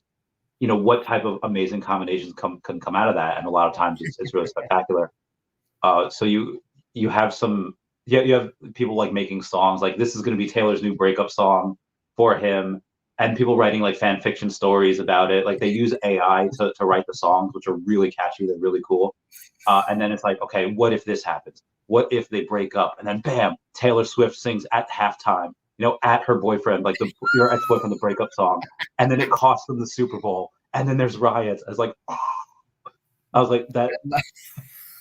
The fact that people get so invested in this is just, and anything, and again, it's unintentional. It's like the chocolate and peanut butter. I don't think anyone expected this to happen. It's just so beautiful and just elegant, and it just, if this were to, if you were to talk to anyone about this like a year ago, but nobody cares if Taylor Swift would go to the games. That wouldn't matter. And then now it's like seems to be that's all that matters. And I like things that come out of nowhere. 2024 has been wild for that.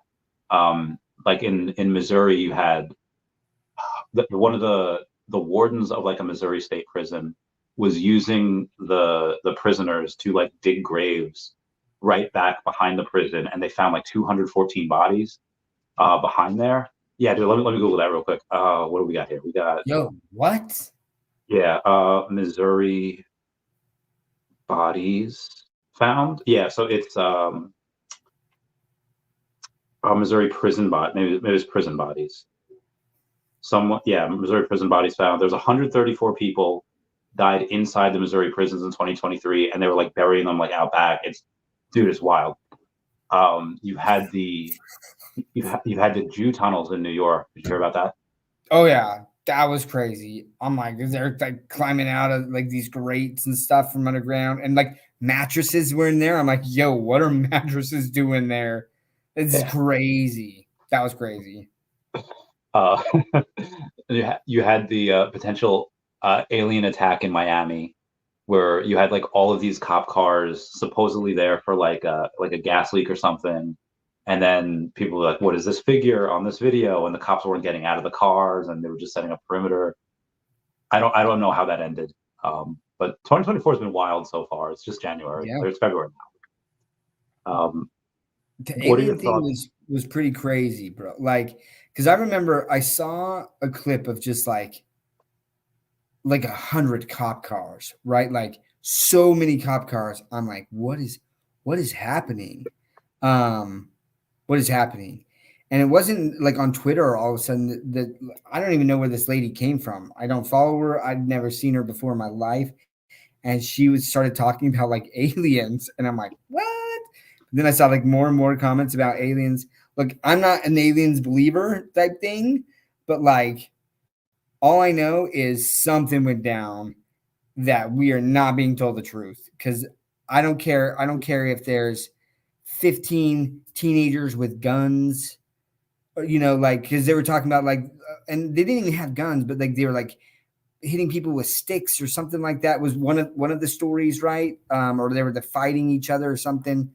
But I'm like, I have to this day, like, never seen a response like that for anything except for maybe like after something's Like, already happened, like the Oklahoma City bombing or something, yeah, right? Like where something's like already happened. So something sus there. I definitely will say that. yeah, same. So there's been there's so much of that stuff. We've had on the border, you've had these, well, I guess that gets a little too political. Let's keep it fun. Have you seen the Vince McMahon text messages that have come out since he like retired? No. Okay, so it's, I don't want to say it's obvious. I was, if they were to just say, hey, Vince McMahon was sleeping with a couple of the WWE divas, over the years, I'd be like, okay, that makes sense. But the text messages are like absolutely X-rated, absolutely wild. Like, hey, do you want to meet with Johnny this Thursday? We're gonna plug up. He goes super NSFW, and I was like, oh my god, like I don't know how. I guess if you're, What? yeah, dude. I guess if you're like older, and it's maybe harder for you to get like aroused because you're always around like these beautiful women, and you have to like talk stupid dirty. I was like, oh my god, dude, you got to read those. They're wild. Yeah, this is the first I've heard of it, man. Like, I'm so right now into either my real life job, which has been crazy, or like crypto Twitter, reading white papers, reading like if you saw my one of my posts, right? I kind of did like a thread, and it's the first of many to come, right? About some of these projects that I've been researching and stuff. So like I am out of the loop on anything like not crypto related or VV related. Um, that doesn't pertain to my in real life job. So that's interesting. What else is going on? Randy, tell me what's happening in the world that I've missed. Okay, so we have so there's these 9-month cruises that have launched like Mhm. last month, and TikTok people are talking about and be like, girl, like I ain't even about this drama, but they're all about this drama. I was like, but I was just on the Lido deck. I was just sipping my mojito, pay no attention that it is 9 a.m. I'm just taking my mental health day. And they're just like, apparently, this couple decided not to do any type of swinging on this trip, but the husband did not listen and he went and swung anyway. And he had some relations with some other couple on the ship, and their kids are in fights over it. And it just, when you put people on this hotel, like this mini island for like weeks at a time, stuff just happens, and it's wild and not a good way. But it's but and that's each and every one of these people's stories. Like apparently the staff, um, they've been getting a little raunchy too. This one person found one of the staff members, like some Filipino guy, literally like butt naked in between a swinging door. Like he was face down, like I guess passed out from too much drinking. Like it was a swinging door. You could push that way or pull it this way, and he was like in between there. And it's just his whole ass is out that way, and he's just like, oh. So yeah, that's been insane. Things around the border are insane. Yeah, Uh, yeah. so you've been able to tell about that. That's been wild. And then you have, so this is something I wanted to bring up really towards Vivi. I brought it up yesterday. I wanted your opinion on it because you're someone that might not have thought about this because you are of, you have a wife, you have one kid, two kids, Two two kiddos. kids. Um, in 2023, you've had a really big, a large amount of 25 to 44-year-olds where the amount of, in general, deaths have risen at a spike. And a lot of what the government is saying, like the FDA just blames like smoking and bad diet. And for like 24 to 44-year-olds, I am not really buying that. Shamath Palihapitiya posted on his Twitter, it's like, hey, if you take a look at married couples by decade, people who were married like from the 1940s, 50s, the years that they were born, most of them, like 80+% of them are married. Like 90% of people born in the 40s and 50s that are alive are married. 60s and 70s, it's like 80+%. But then you'd have a drop off for people born in the 1980s, only like 60% are married. And then people born in the 1990s, like myself, it's like less than 30% that are married. And I feel like for Vivi, this gives people a place where typically people don't usually talk about politics. They don't usually talk about even the macro of economics. It's kind of just, I don't want to say sunshine and rainbows, especially not on Twitter because it's a lot of fun. But in the real life events, I feel like that is like an instant family. I feel like that's like even the one person that I knew that had like blocked me, he was like, "Oh, hey Randy." I was like, "Hey," and it was like fine. Um, yeah, yeah, That's funny. That's yeah. funny. So, am I trying to find a pattern that's not really there, or do you think, oh no, maybe Vivi could help people not unalive themselves? Maybe you could have this family, even if you only see them a couple times a year at these random events. Do you think Vivi can be a cure for loneliness, or is this just another one of Randy Chavez Moon Boy theories? Well, I mean, no, I mean, it absolutely can be a cure because one of the things, look, and Rain's talked about this a little bit, right? But like the advent of dating apps has really changed the psyche of people, Mhm. right? Like crazy changed it. Where like people can be like, oh, swipe right, yeah. Um, or swipe left. I don't know. I've never used Tinder. I think it's swipe right for you like them, right? Yeah, Yeah, yeah. And people kind of just like can hook up like way easier than they could in the past. Um, and and because of that, like I think that like for like a one night hookup, I think that people are way more willing to be like, not super attracted to this individual, but like, yeah, what the yeah, hey. And so like there's no real need to formulate true like relationships, right? And where I'm going with this is there's not a lot of avenues now. I feel like you can find like-minded people, right? Where you have this connection already to something you're a fan of. You like Vivi in general, so there's that, and then like you also like Star Wars within Vivi, or like there's certain communities, and I mean that's where people make connections, right? And that's where relationships start. And dude, I'll tell you what, man. Like, I didn't have the gold and silver logo last time, but like, I went to DCon, and it was funny because like at the time, like I hadn't started my channel or anything. I'd been on Rain's channel a lot, actually talking about VV, but most people didn't even know that Rain existed, and or that he had a segment where like he and I would talk about VV, right? Like, um, and but like I went in and like one of my things I just like remember interactions and people a lot more. So I would go up and I'd be like, oh my gosh, yeah, da, da. And they'd be like, oh, who are you, Dr. Steph? I'm like, yeah, we talked about this, right? And but for me, it was funny because like even Rain was like, man, you're just like so in your element. And I'm like, yeah, like I've really gotten to know some of these people. And then some of them I felt like I knew more than they knew me. But I didn't care, right? Like I loved it, man. I love this community. I love the people. And even if they didn't remember who I was, they were just so like Veve Magic at the time. She didn't remember who I was, and still she was like, "Hey, do you want a Jello shot?" Like it was just so friendly, man. Like that's Magic. one thing. So absolutely, it's a cure for loneliness because you found like a group of like-minded people that, first of all, are like understand where they like NFTs are going, digital collectibles. They love it.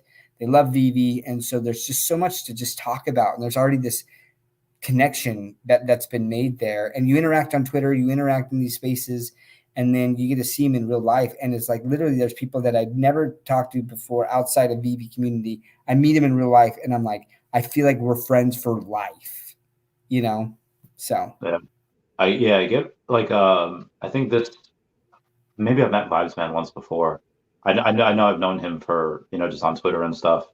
At New York Comic Con he did like that video, and just like I don't know, just right away, just like super comfortable. Like, and then obviously it's like that with a lot of people, but I'd spent a lot of time with him just because we're doing that video for him. We're doing a bunch of stuff, and um, I just like one of the pictures that we took. I just like I just bit his jacket. I was like, "Hmm."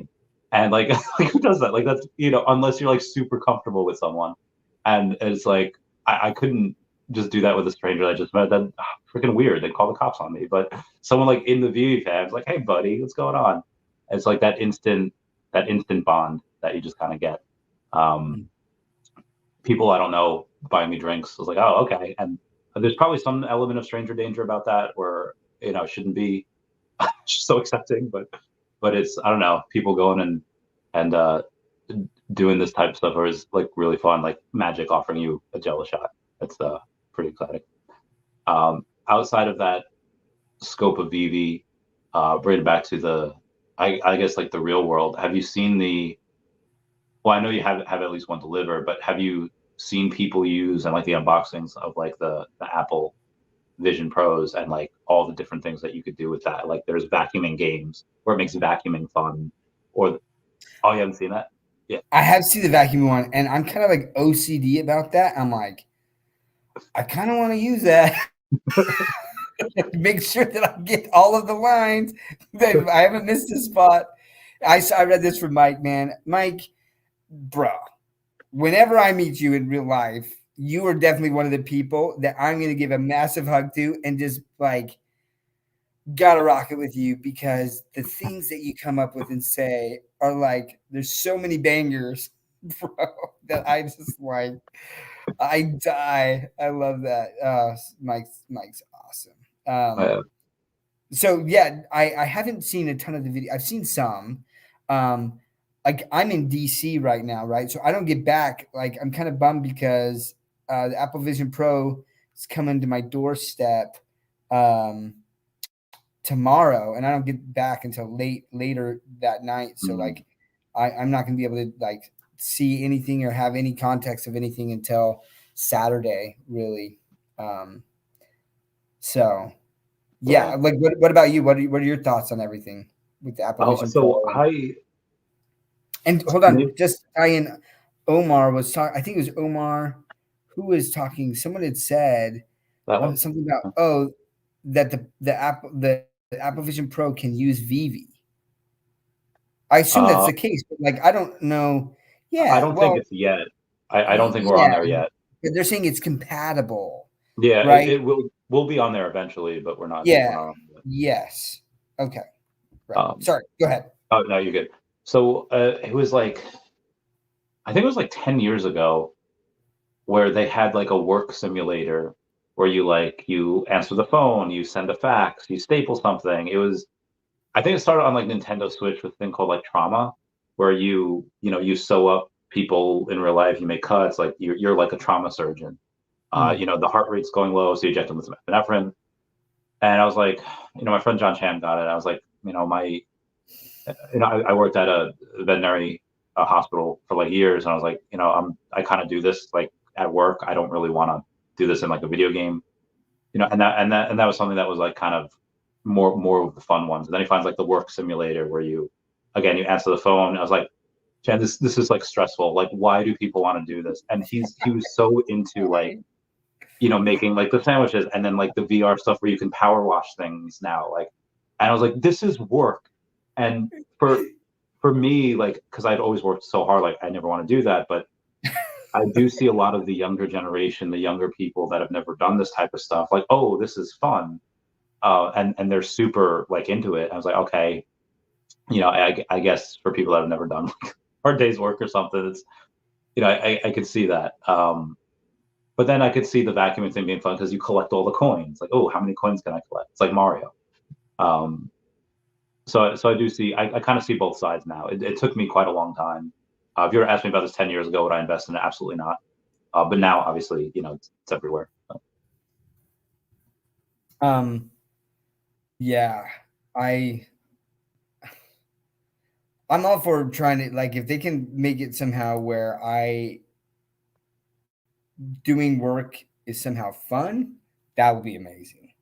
And I'll say this, look, it's kind of interesting. Um, like my mom growing up, she was hardcore about cleaning, like legit. I don't know if you remember Comet. Do you remember Comet, the cleaning agent Comet? It was like this dry powder type, like, Vaguely. I okay, feel like my mom didn't use that much, but vaguely, yeah. yeah, right. So like, dude, I had to clean like the bathrooms. I had to with a toothbrush, scrub the toilets right with bleach and stuff, and like, and then use Comet and scrub the crap out of that. And like, she'd come through and be like, whoop, do her little finger, and she's like, again, right? And I was like, uh, um, but I think that that's kind of like why I'm so OCD now. Like, I'm like, I gotta get everything. But one of the things growing up that for whatever reason has become cathartic for me is washing dishes. Dude, I will go into a zone and just be like, do, do, do, do, do, and like wash dishes like crazy. I'll listen to podcasts and like, I kind of like, it's like relaxing to me. Right. But, so like if they can turn things like that and make it somehow fun, it would be interesting to see the long-term effects of that. Like if you can get that with kids where they start doing that and then they grow up and they don't have the Vision Pro anymore, but they're like, this is nostalgically fun for me.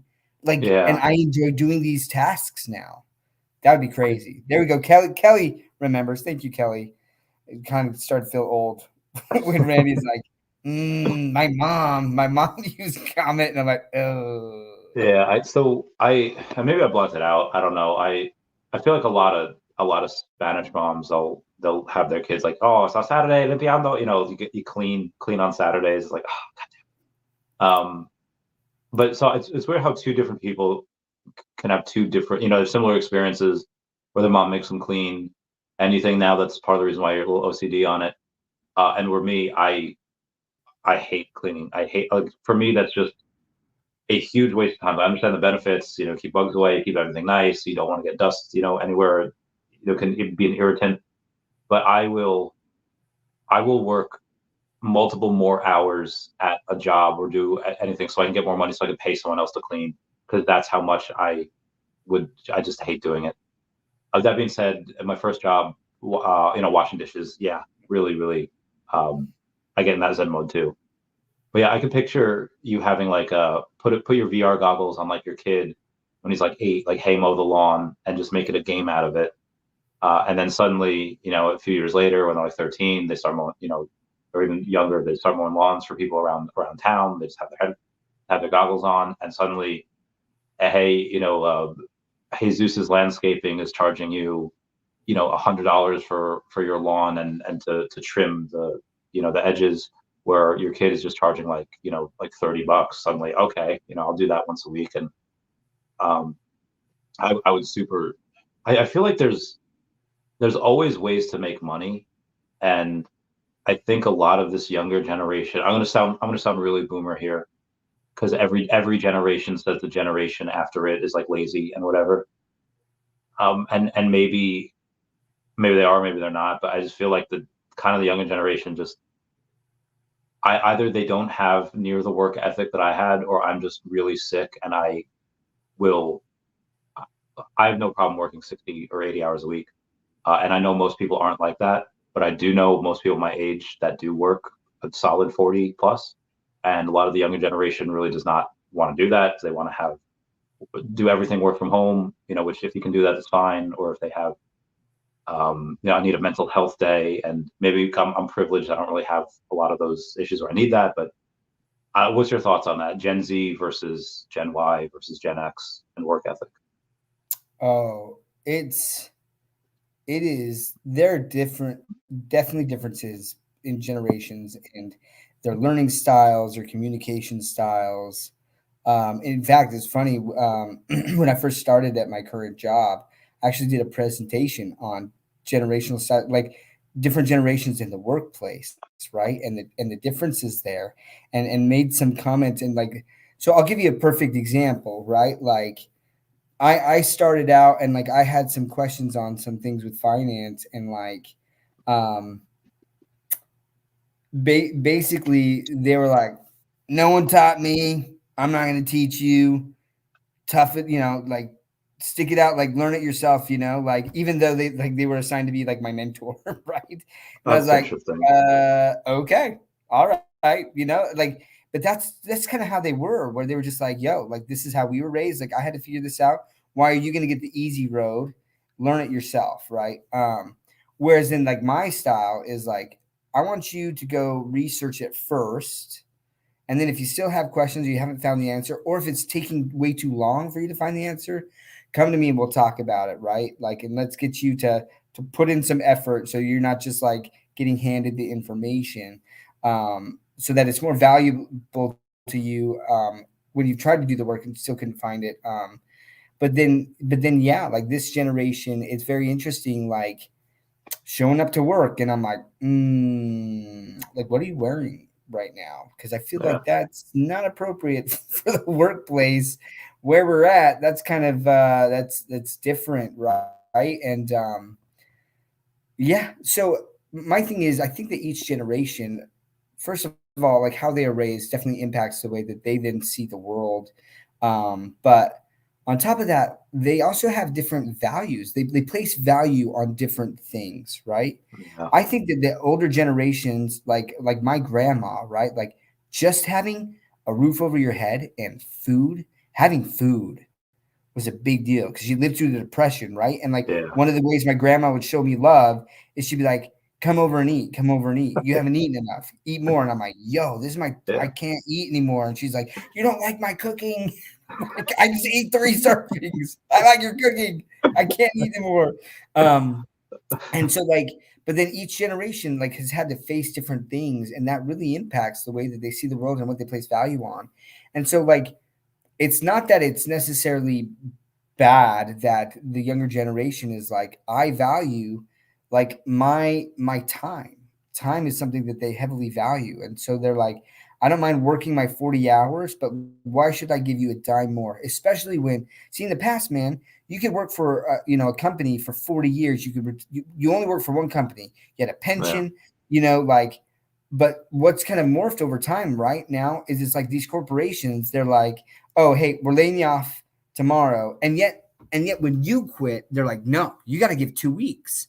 And they're like, you don't give me 2 weeks. Like, Yeah. how is that fair? Right. And so like, I think that these generations have, the different generations, they've experienced different things and seen what their parents have faced. Right. And so their thought process and perception of like what the corporate world is like and what value they feel like corporations place on us, which they don't feel like as much. They're like, why should I give you my loyalty? I'm gonna do the bare minimum, right? But like, I want to spend time with my friends. I want to do these things, and that's what I value. So there is that. Okay, that's great, but like at some point, like you do have to do the work, and you got to be good at the work. And if you're not, you're gonna let go, and that's not because I'm being discriminatory or because I dislike you in any way. It's like I have to do we have to make sure the work gets done. So if you're taking too many days or you're doing these type of things, I want to work with you. But at some point, like I'm going to need to pick someone who can do the work. So it's been an interesting balance for sure. Seeing the different generations in the workplace. Yeah. I noticed that I'm one of the things, like if you have the gift of knowledge, you should have the obligation to pass that on. And that's one of the things. That's part of the reason why I have used it. Just so many thoughts, and obviously not all of them are great thoughts. Some I think are. just to get them out there, just to get that content out there, get those thoughts out there, and that might resonate with someone. But there are some times, I just went through it recently. My friend Ty went through army boot camp, and when I had gone in, we had we had to like double up on the showers. Like you had one shower head, two people, and you had to like pray that nothing touched anything. Where they had like stalls in their showers, where they had like, just one shower head. You didn't even have to see no one else naked. I was like, what? Like and I recognized like that was silly of me to be angry, but I was like, we had to go like butt to butt. We had to go like ball, and I was like pissed, like why didn't you have to do that? And then I was like thinking like, okay, was that part of training really necessary, for the military? Like, no, it likely wasn't. But there are other things in the military that like they've gotten rid of, where like they can only now make you do push-ups like X amount of times a day, not how many times you fuck up. Where back in the day it was like if you be messing up, you're on your face and you're doing push-ups until you don't mess up anymore. And now they kind of don't do that. They kind of have like a timeout card now, where if you are like getting super stressed out, you like give a card. It's like, oh my, like, and I feel like if you're in the military, you're not just gonna have someone yelling at you, have someone shooting at you. And I feel like certain things that they've rolled back, okay, yeah, having privacy in the shower, that's probably a good thing. But other things, it's like, I don't know if that's a good idea that they're rolling these things back and they're becoming a little softer. Now I know you have to kind of change with the times, but I don't know. Now I know obviously military is going a little bit differently now. Now you have like AI, now you have like drones, now you have all these things where things aren't necessarily,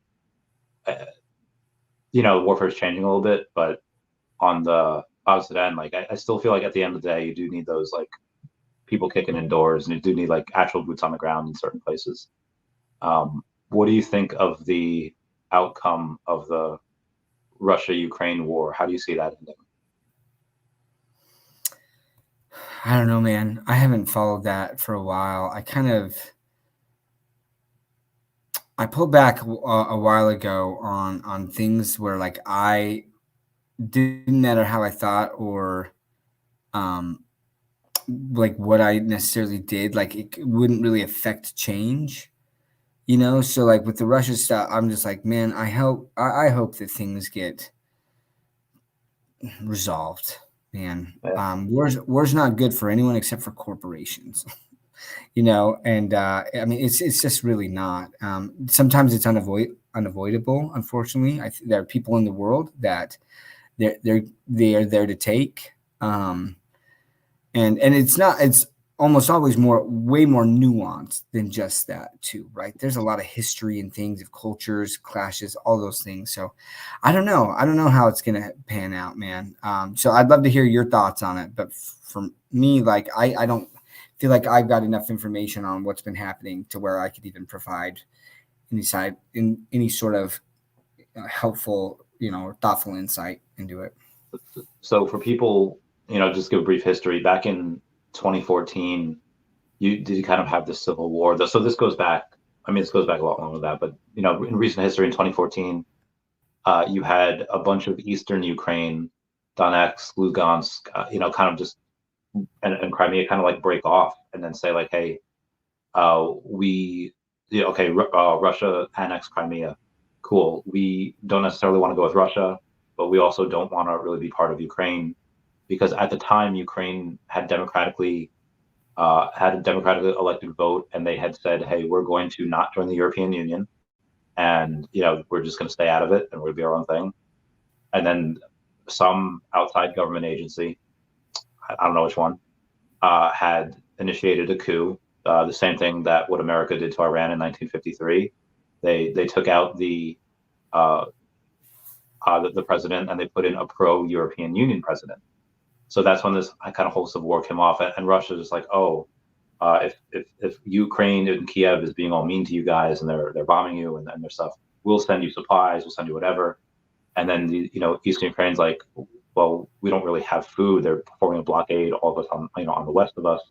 So in the east, where Russia's being nice, and then you had the Minsk agreements, and that kind of Russia was able to take Crimea, and the rest of them were kind of off limits until this invasion. And it seemed like in the first couple months of 2022, there was a peace agreement on the table saying like, okay, well, they're going to get Donetsk, they're going to get Lugansk, they're obviously going to have unilateral control of Crimea, but they'll never be able to enter the Baltic states. They'll have to move back X amount of miles from that border. And then, Zelensky and Biden are just like, no. And at the time, I thought that was probably okay because it's for a couple months, it's probably militarily, strategically what you want is to go and just spend however much money you need to essentially demoralize the Russian military, which is what they did. They spent X amount of money. There was really no troops that were going over there. And Charlie Wilson's war, you went and spent money and you made the opponent spend a lot more money. It cost them morale, it cost them lives, it cost them, the military's in shambles. But likely we still could have had peace that year. And it's been, almost 2 years now. And it likely these last 18 to 24 months likely were not necessary. It's likely going to be the same thing that's happening. They'll take Crimea, they'll take Lugansk and Donetsk and most of that Eastern Ukraine.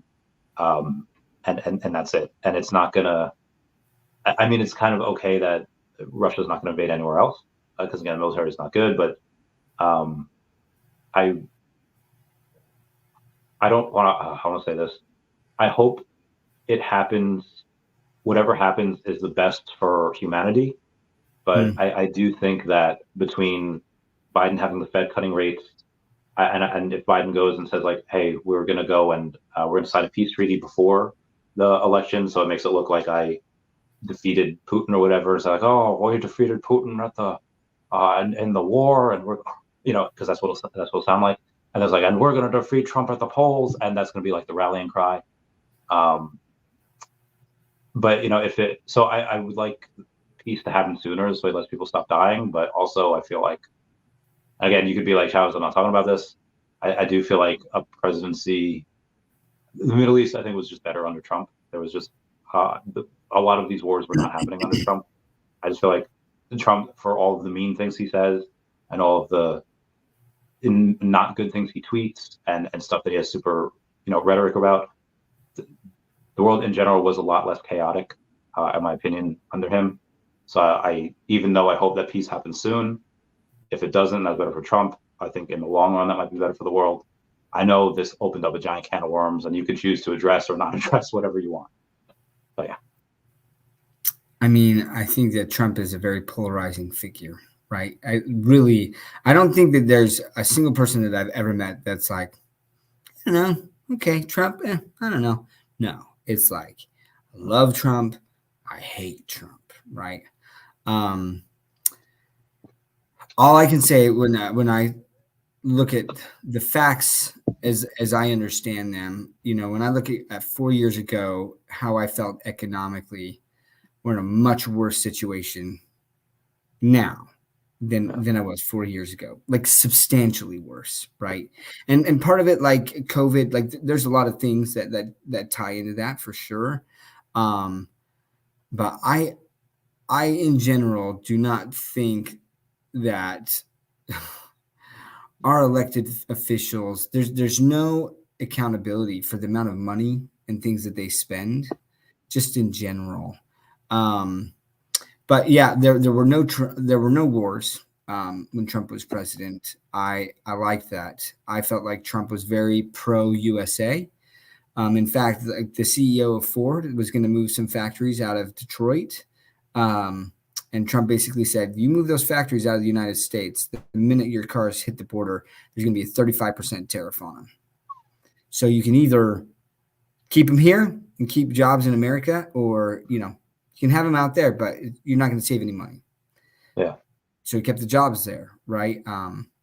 Trump said a lot of douchebag things.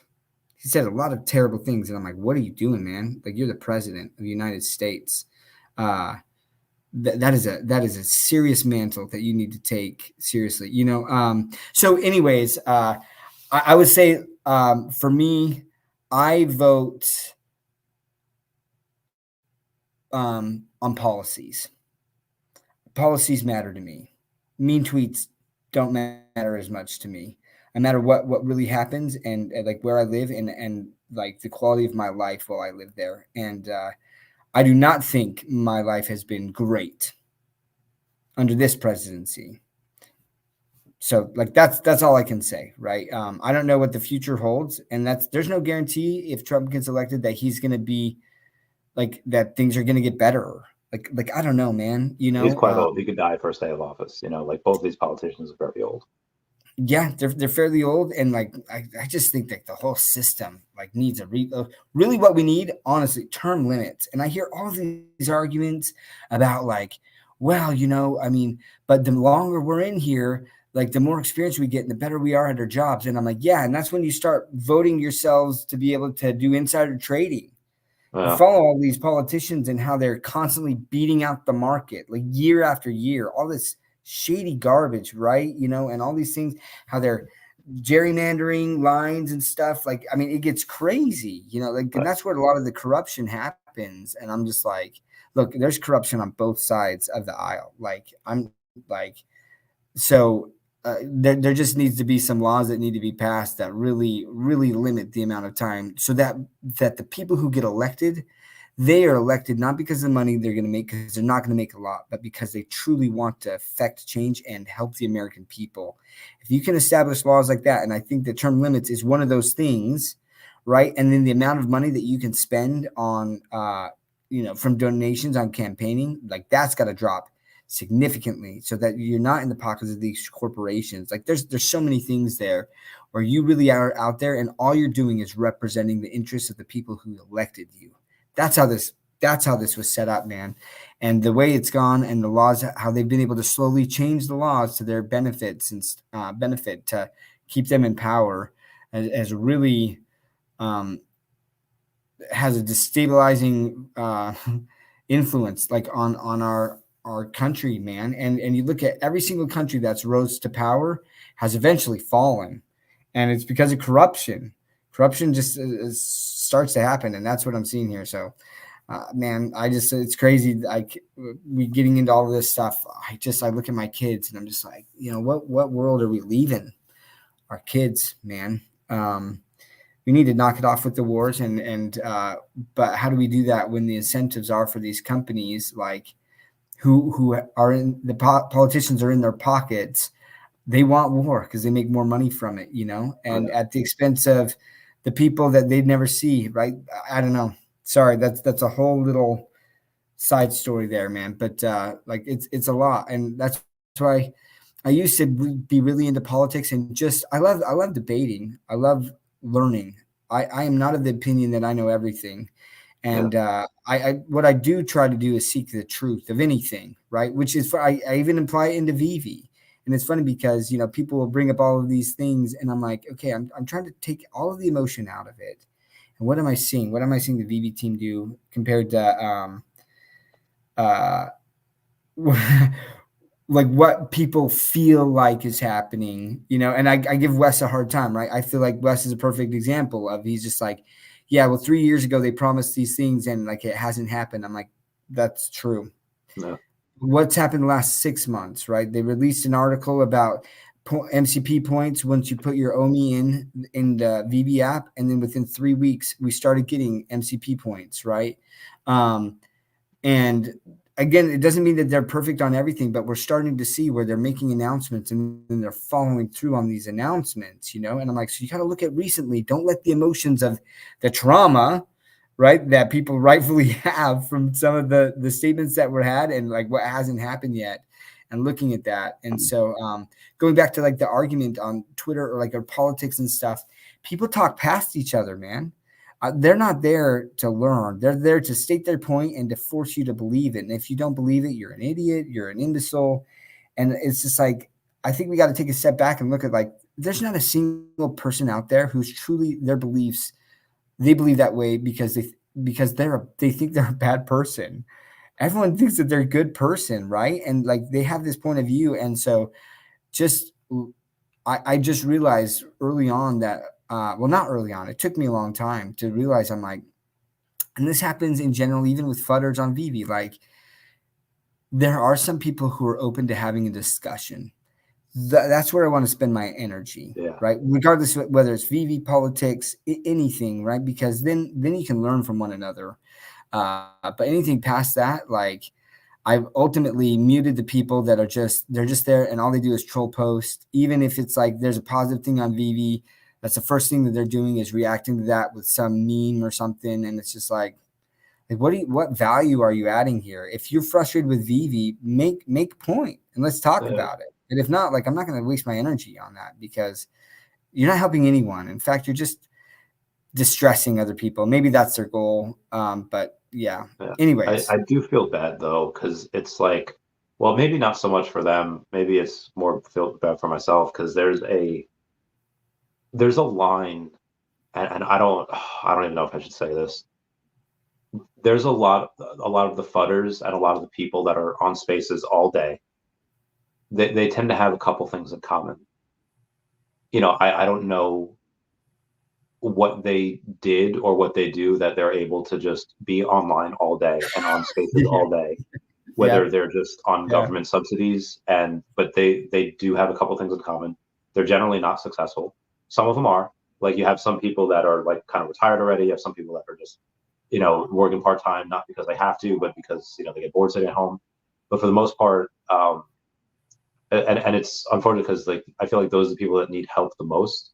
And those are the ones that like just they can't understand why certain things happen because of regulatory clarity. They just have one point and then another point, and well, they said this, but this happened, and they're not seeing anything in between. And unfortunately, maybe I should change this rule. I don't care if you're mean. I don't care if you're the one complaining. Only if you lie, and if you lie, that's when I go and I block you.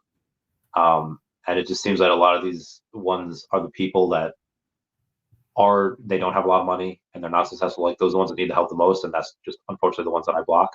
And it looks like, oh, Chavez, you're only interacting with people that have a lot of money. And it's like, well, that's not really 100% true. I'm interacting with people that are, you know, that don't lie, and I'm interacting with people like, you know, I interact with everyone, but that's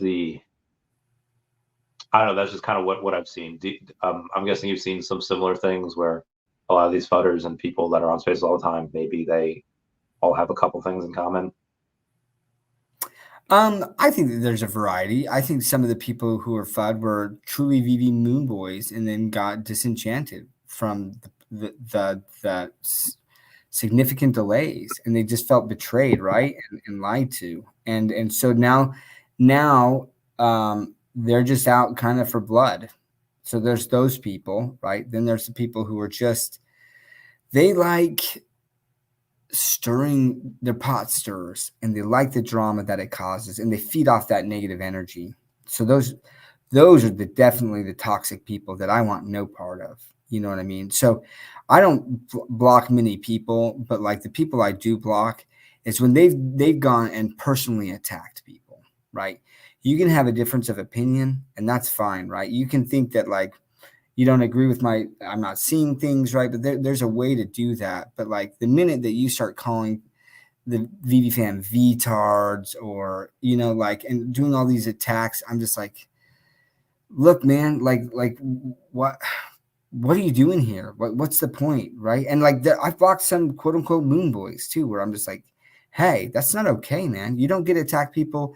If you don't like, you're calling them fudders and stuff like that. Like, fine, like Moonboy and Futter, like that to me isn't necessarily an attack, whatever. But like when it starts to get personal, I'm like, it's just not healthy, and we like neither side should be doing that.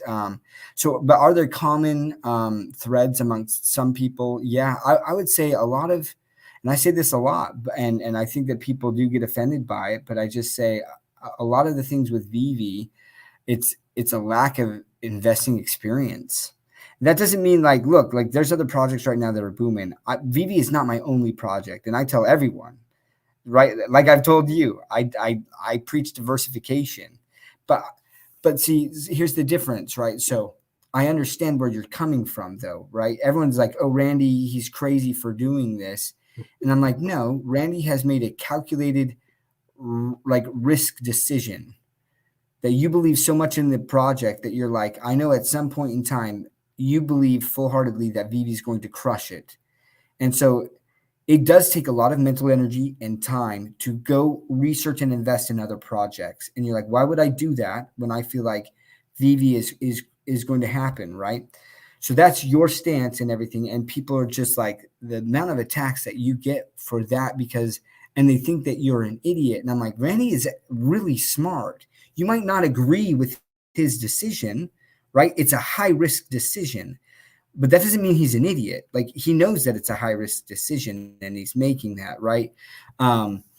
Whereas a lot of these people that are fudding Veve or all of these things, like, it's a lack of experience in the space. I'm not justifying a lot of what Veve has done, but I'm telling you, it happens all the time, not just in Web3, but in like the tech space, like these early startups. And that's the best analogy, really, is like investing in crypto projects is like venture capital investing. And honestly, the majority of them, they're selling you this dream and it doesn't happen. Delays happen, whatever happened, they run out of money. It happens. It happens literally every day. And people don't see that. They don't have a lot of experience. The OMI is their first project ever, right? And so then they feel betrayed and rugged and stuff. And again, I'm not excusing the delays or the statements that were made. I made financial decisions off of things that they had said, and I got burned by it. But I look at the long-term vision of Veve, and I'm saying, I still believe, as I do this assessment, as I take a step back, I take the emotion out of it, and I say, I believe that this project is going to be around for a long time. And I'm starting to see a change in the way that the team, Veve and Ecomi, how they're acting with the Ecomi community manager they've hired, this Discord.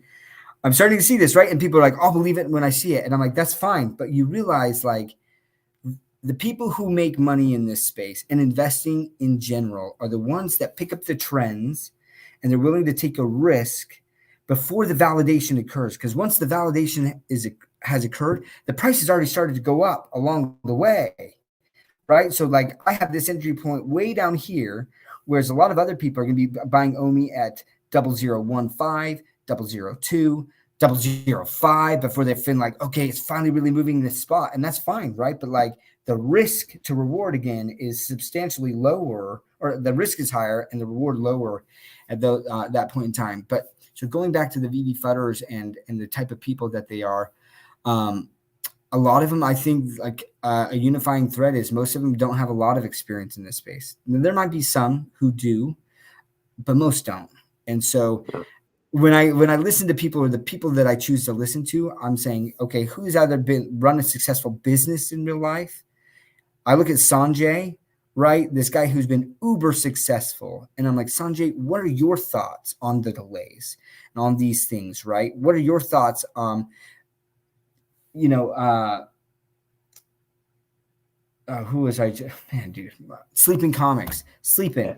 What are your thoughts on this stuff, right? Like Rain, what are your thoughts on these things? I mean, those are the people who have already been extremely successful that and a history of success, not one-offs, right? Yeah. It'd be different if Rain really, he just like, all he did was bet on Cardano and he made it big off Cardano one play. I'd be like, that's not enough for me. Like, it's not, right? But he's made call after call after call. And it does, like, not all of his calls go well, but like, I like that thought process there. So again, there's a lot of people that I just don't pay attention to in Twitter, right? And I'm not going to get into arguments with them because it's not worth my time. But I've just been like, what are you successful at, right? I look at, and don't get me wrong, Cavell is probably one of the top.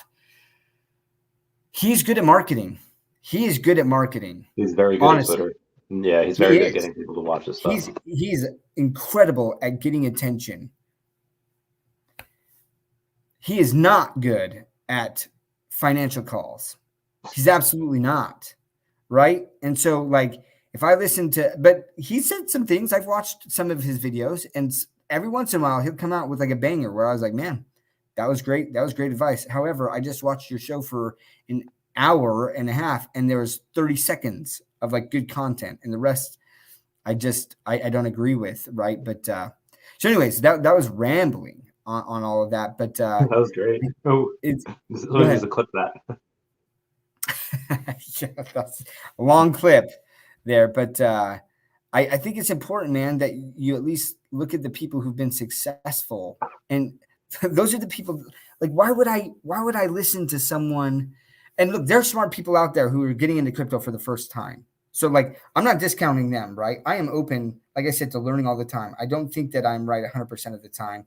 I do think I'm right on the things I say. That's why I'm saying them. But if someone can bring up a counterpoint, and ask my wife, man, she proves me wrong a lot, actually. And I'm like, yo, not only are you right, but now that's my argument going forward, because you've just proven that point and I was wrong there. And now I'm going to take that truth and I'm going to carry it forward. Right.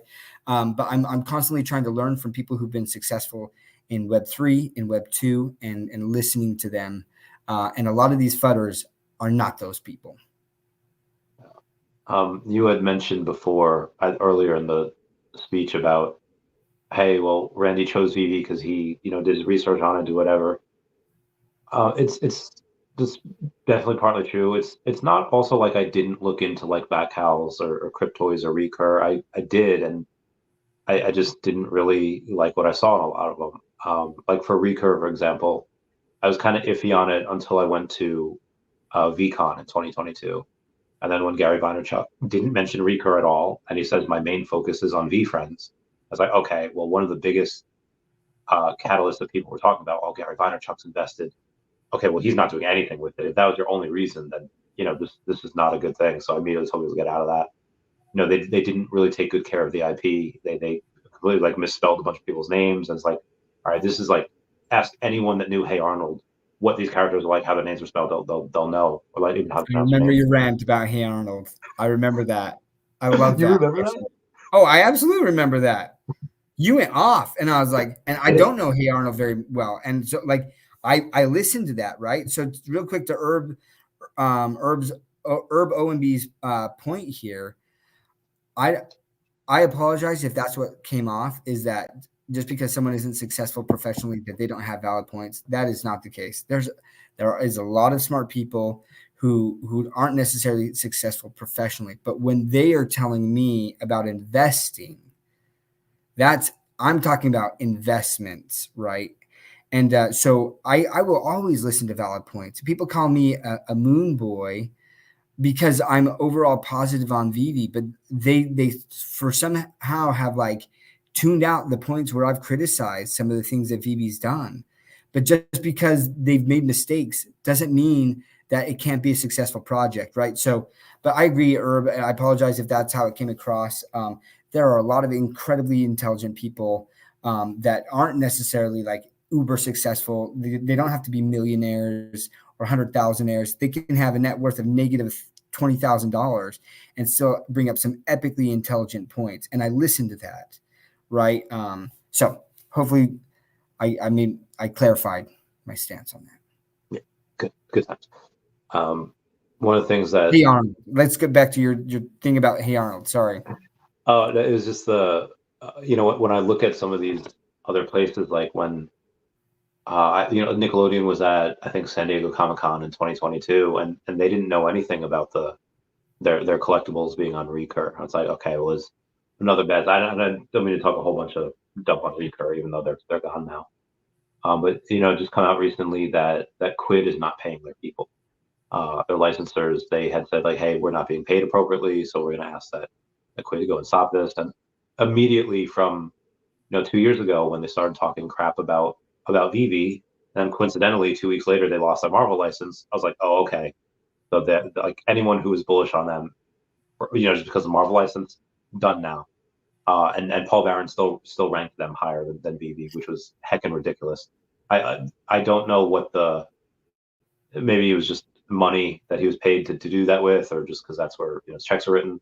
I don't know, but that's again, a lot of these other places, these things are cool. Like Hero had that Colex team, a really competent team. They're really good. But having one IP, and I get it, you have all of DC, you have the Green Lantern, you have Hawkgirl, you have, but again, it is just cards, and even like Star Wars cards in general, back in, like, they don't really do that well. Like Batman cards, they didn't do that well. It's not something that have really put a lot of stock. And now, like, they're still alive, they're still pumping out stuff. But you had MetaZoo, which, like, all of these companies which are raising tens of millions of dollars, if you don't continuously go and make money like BB is doing, like, I knew that the tech wasn't good after the immutable X migration, where it was supposed to take a couple of weeks, wound up taking several months because it was spaghetti code. Okay, yeah, I was very disappointed, and I knew it was going to be a rough ride, but I knew that as long as they were making money, which they had content out for like 5 years, the tech will get right at some point, and eventually they did. In 2023, they had that thing with Mitch and Nestor, and they had some new hires. So it's taken a lot longer than I thought, sure. But that post that guy Ernie made the other day, saying, for all OMI believers and non-believers, remember that the company is about 5 years old, and look at Apple at 5 years old. It took 20 years to 5x your money in Apple. He says that OMI will do 100x very soon, and I went and just kind of reposted that, saying, for 5 years and 7 months, Tesla did nothing but trade sideways. Then it shot up over 23x in 2 years. That was from February of 2014 through September of 2019. Tesla had actually gone down in 5 years and 7 months. So when I say that, holding for these last couple of years, not easy, but it's not hard, because we've all seen that certain things with Tesla. We've all seen people go through, they had Tesla Q, they had those fudders. This is nothing new for tech. This is nothing new for something in a disruptive industry, which is what Veve is doing. They're constantly innovating. They're constantly disrupting. There's never been any question in my mind that they wouldn't be uber successful, which they already are. And again, now companies don't have to deal with Veve in 2019, 2020, when they had no revenue. Now they have to deal with Veve, when they've already survived 2 bear markets. They're worth like probably $1 billion still. They could raise 100 million at any time they want.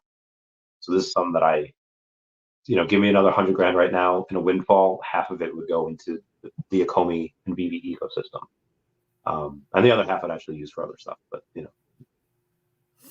well, yeah. What about you? If you get the a windfall, you win lotto, not a big amount, like 50 grand to be clear. How much of that goes into the Veve and OMI ecosystem, and how much goes into other projects? I mean, my goal is still 50 million OMI, and I'm not there yet. Because again, like I like the diversification. I'm really trying to hit different sectors of the space, right? I just talked about decentralized finance, or DeFi, decentralized science, or DeSci, which CZ is looking into a lot more, the gaming ecosystem and stuff. But Veve, I feel like, can hit a lot of different potential narratives there, right? And part of that, like, I do believe overall in the team, and so I would roll if I get some more funds. Some of my projects are finally starting to do their TGE. I mean, some of these, man, there's several projects that like I invested in late 21 that haven't launched their token, and some of them died, right? Like they didn't launch their token, and like it was the bear market, and they just like they're dead, right? But there are some that I'm really, really bullish on that have been building this entire time, and so I do expect that as those tokens, they do their TGE events, could definitely get some significant returns there, and I will be rolling some of that into OMI. But if I just got 50 grand right now, I would buy enough to get me to the 50 million OMI, which definitely would not take up all of that 50 grand. And then I would take it, and we kind of talked about this, but like some of the projects that I am really bullish on, one that I think is undervalued. I talked about it in December, just like a few days before it had like a significant pump. But Animal Concerts, super high risk, high risk. But could hit a narrative. I love Cornucopia's game. I think that's an indie game that then they're building a metaverse, and they are doing it right. They're communicating. They have an incredible community. It's gonna be. I want to play that game. It's gonna be a lot of fun. And yeah, then some more degen plays that are like a lot more micro cap tokens, but definitely would put some. I would buy some Grails too on Veve that I still don't have. I still don't have a Rizzo. I hate that I don't have a Rizzo. So that actually will probably be one of the things that I buy even before OMI. Like, I just need a freaking Rizzo, man, so that I have that season one. I bought Todd's off the store, but Rizzo was So sold cool. out, right? And he was always just like way up there compared to everything. But he's at an excellent price point right now.